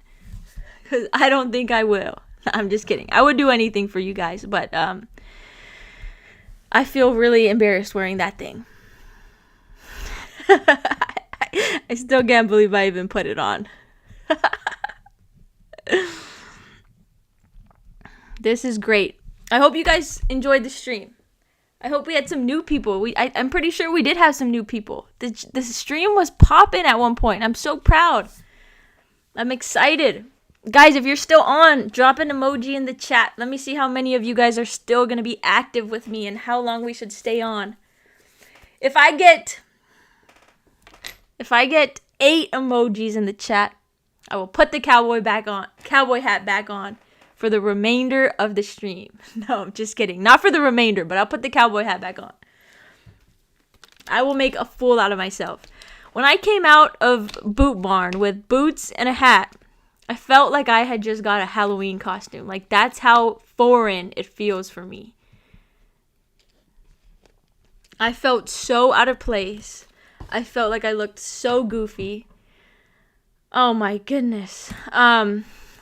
Pew's review. I hope I'm saying that right. So I started Fiverr doing Amazon videos and getting paid by brands through that. What's your thoughts on that?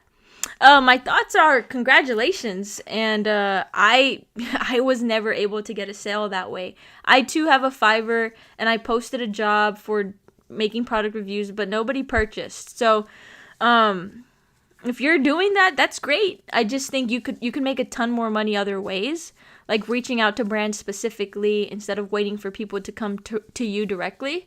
So maybe give that a try. But no, that's great. That is great. Merrick said, I'm here for the first time. You know what? Thank you so much. That means a lot. I'm so glad you found my channel, and I hope you enjoyed it, that you want to come back.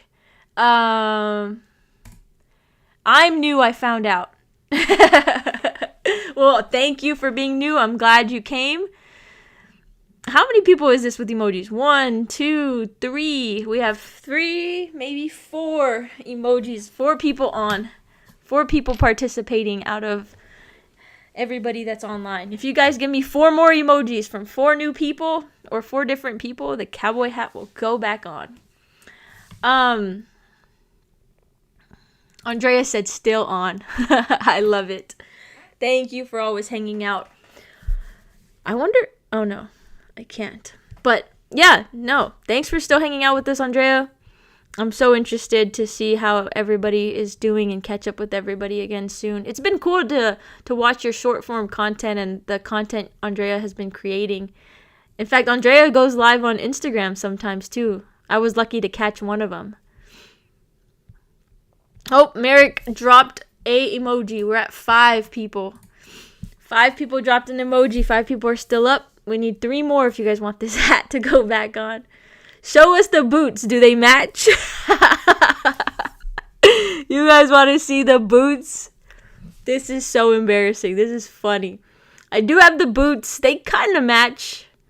But they're not in this room. You guys want me to go get them? Oh my gosh. You guys want to see the whole fit? No, I'm just kidding. The only thing that I did not get is like a belt. There was a lot of belts. I just don't know what I'm like. I didn't know which belt to get. This is so funny. I'm dead. Oh my gosh.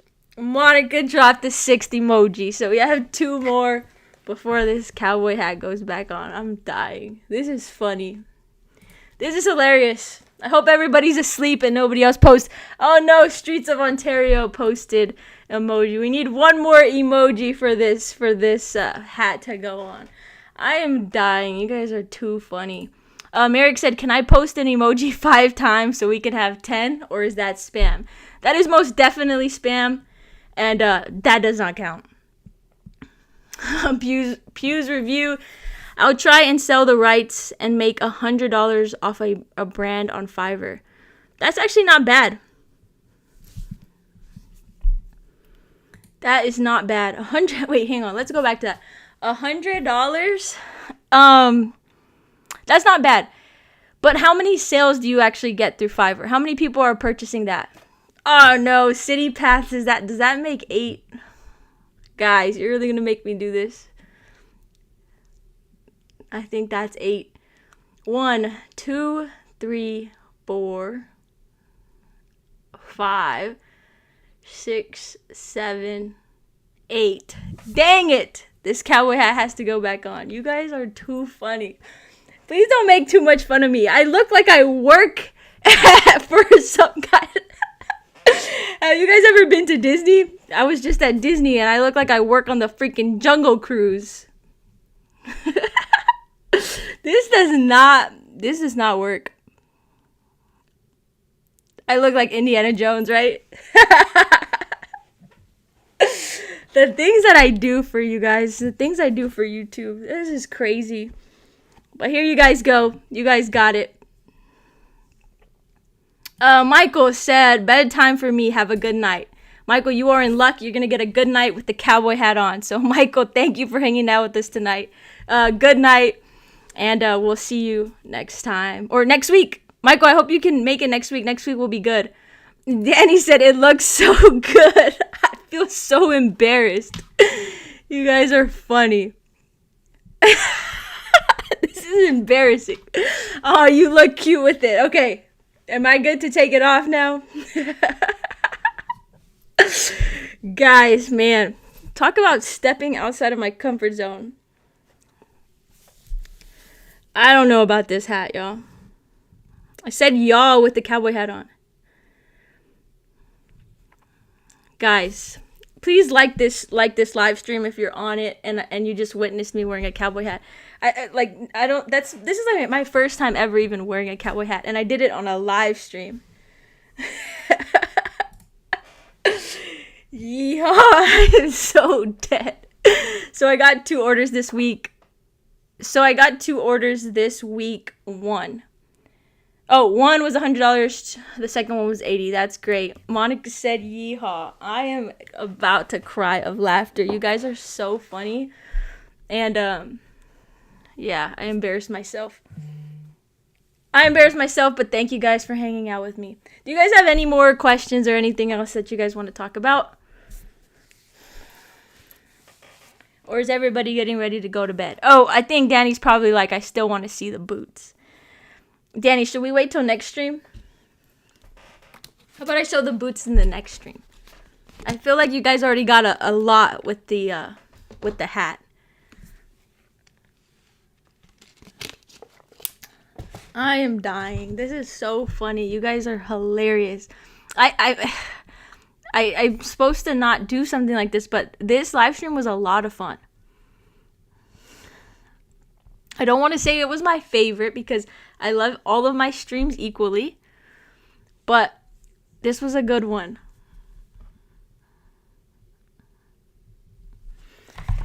Film Frolics, is this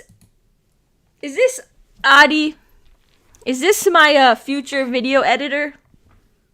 Oh wait, no. Film Frolics is... Shoot, I think I just messed up. Oh, no. We're good. Dune Wild is Andy. I just messed up the names or confused y'all a little bit. But no, Film Frolics is Adi. This is my future video editor. Merrick said, for next stream, do a full cowboy costume. Cowboy themed live stream. You know what? That would actually be so funny. And that would be so funny. I think Gregory and Kayla would be shocked. They would be confused. In fact, they might even think that they joined the wrong live stream. I am crying. You guys make me laugh. Please give us a whole country concert. Guys, you guys are funny. You guys are too funny. In fact, you guys are too funny. I'll go get the boots, okay? Stay right here.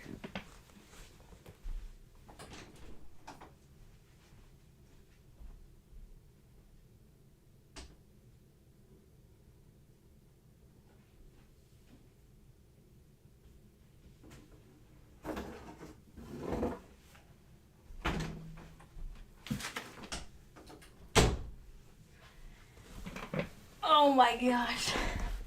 You guys definitely made me laugh. You guys made my entire night. In fact, you guys made my entire week. Alright, y'all ready? Jeez, they smell like my old job. I used to work at a leather company. These are the boots. And this is the hat. You guys let me know if it matches.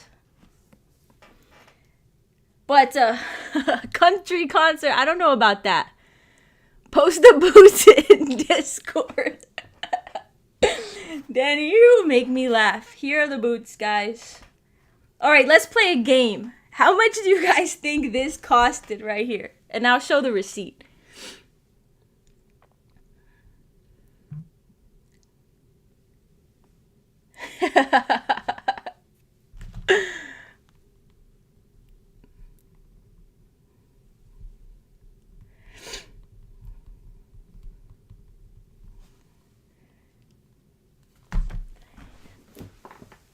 You guys let me know how much that costed.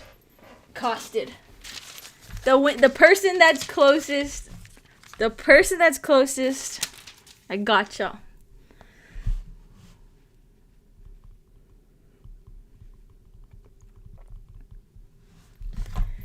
Hang on. Guys, I'm all over the place. Okay, hang on. Hang on, there's too many comments. I'm confused. Okay.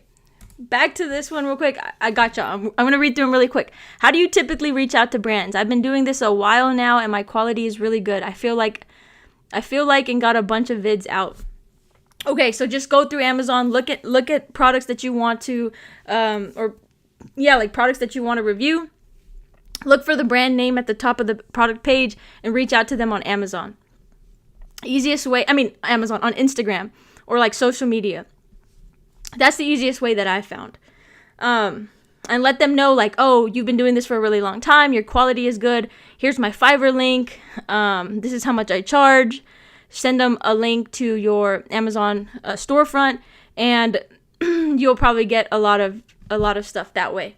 Yes, it's Adi. Thank you. Thanks for coming, Film Frolics. Thanks for coming, Adi. Wild West tactics for Amazon success.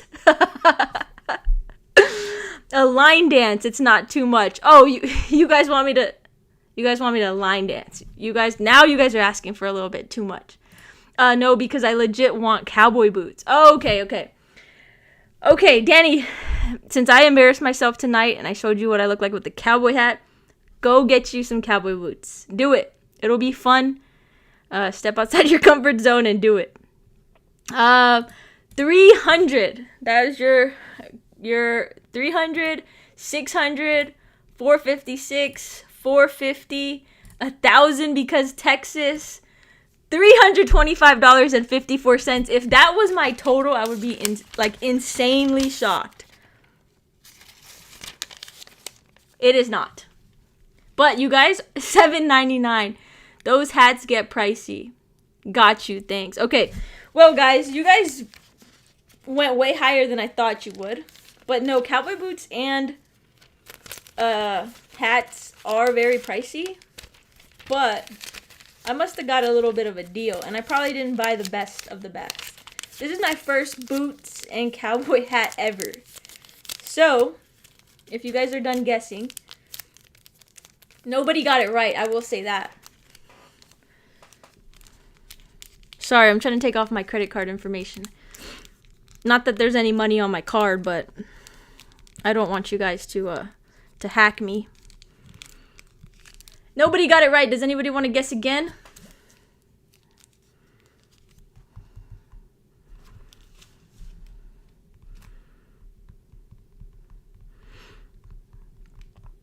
This was a fun one. Guys, you guys make me laugh.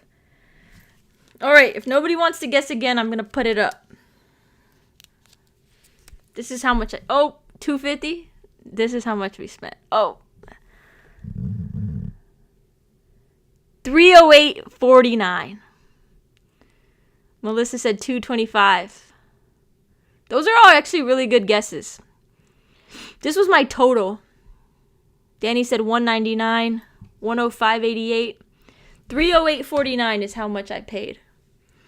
I paid $200. It was exactly $199 for boots, and then this hat was like $86. Oh, $84.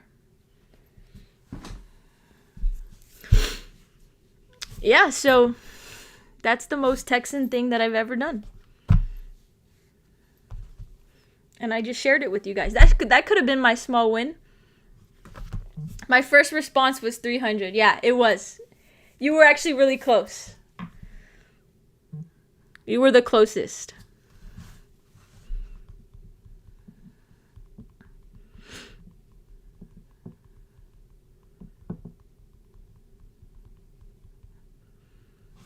$85. Yeah, so that was an experience, guys. I'm telling you, if I could recommend anything to you guys, it would be to step outside of your comfort zone. Yes, she was the closest, actually.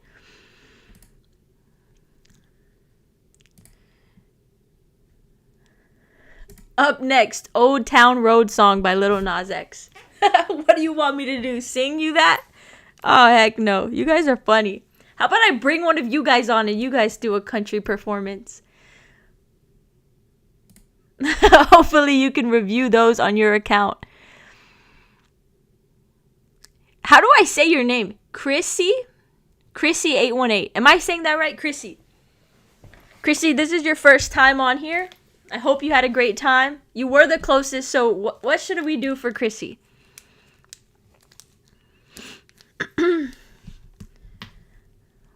Chrissy, are you part of the Amazon Influencer Program? And how did you find this live stream tonight? I'm interested.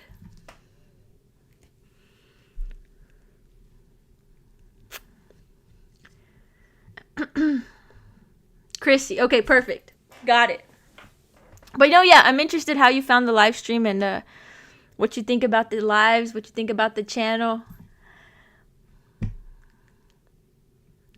Danny said, next is a guitar. Oh my gosh, can you imagine? I don't have a guitar.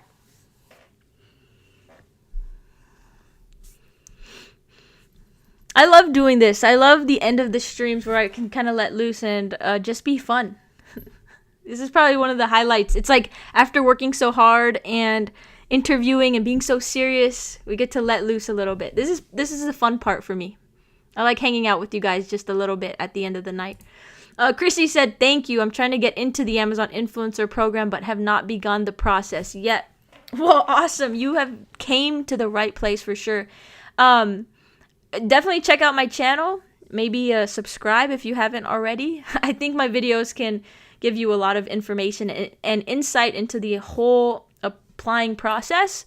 But also, if you want to follow me on Instagram, my DMs are always open, and I'll answer any questions or help you through the process. So just feel free to DM me or let me know, and I got you, girl.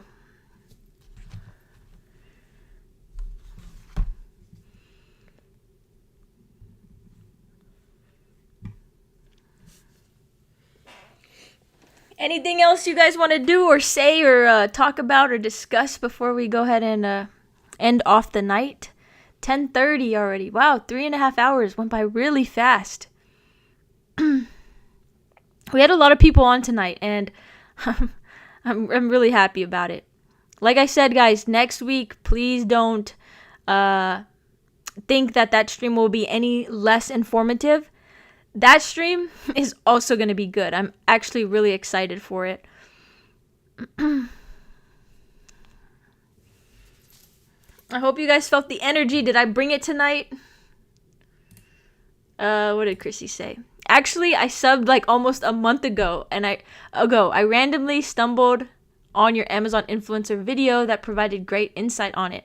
Also, I watched another live but never commented. Awesome. Well, hey, that's okay. Thank you. Good luck with your whole approval process. I hope you get in, and hope you make some great money through the program. It's been really nice to me, so hopefully it does the same for you.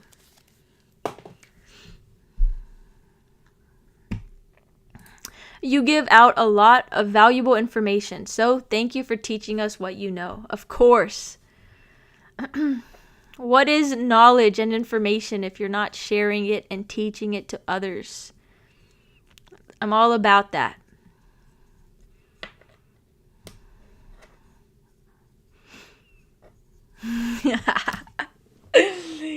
Guys, the hat, so funny.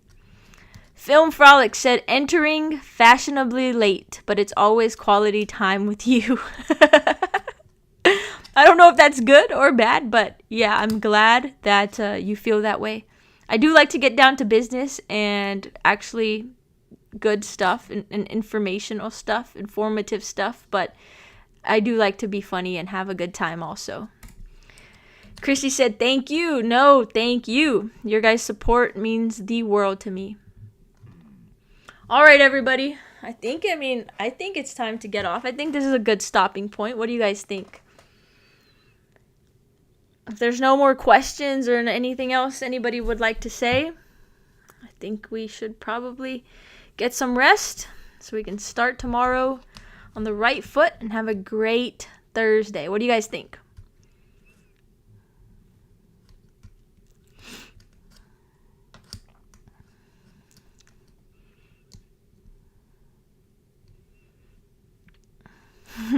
Nobody's saying anything. I'm just really thankful for you guys. I'm glad to be back.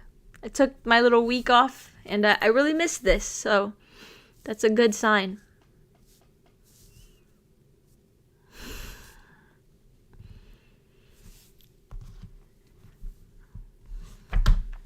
All right, guys. I think if nobody has anything to say, yeah, we should head out.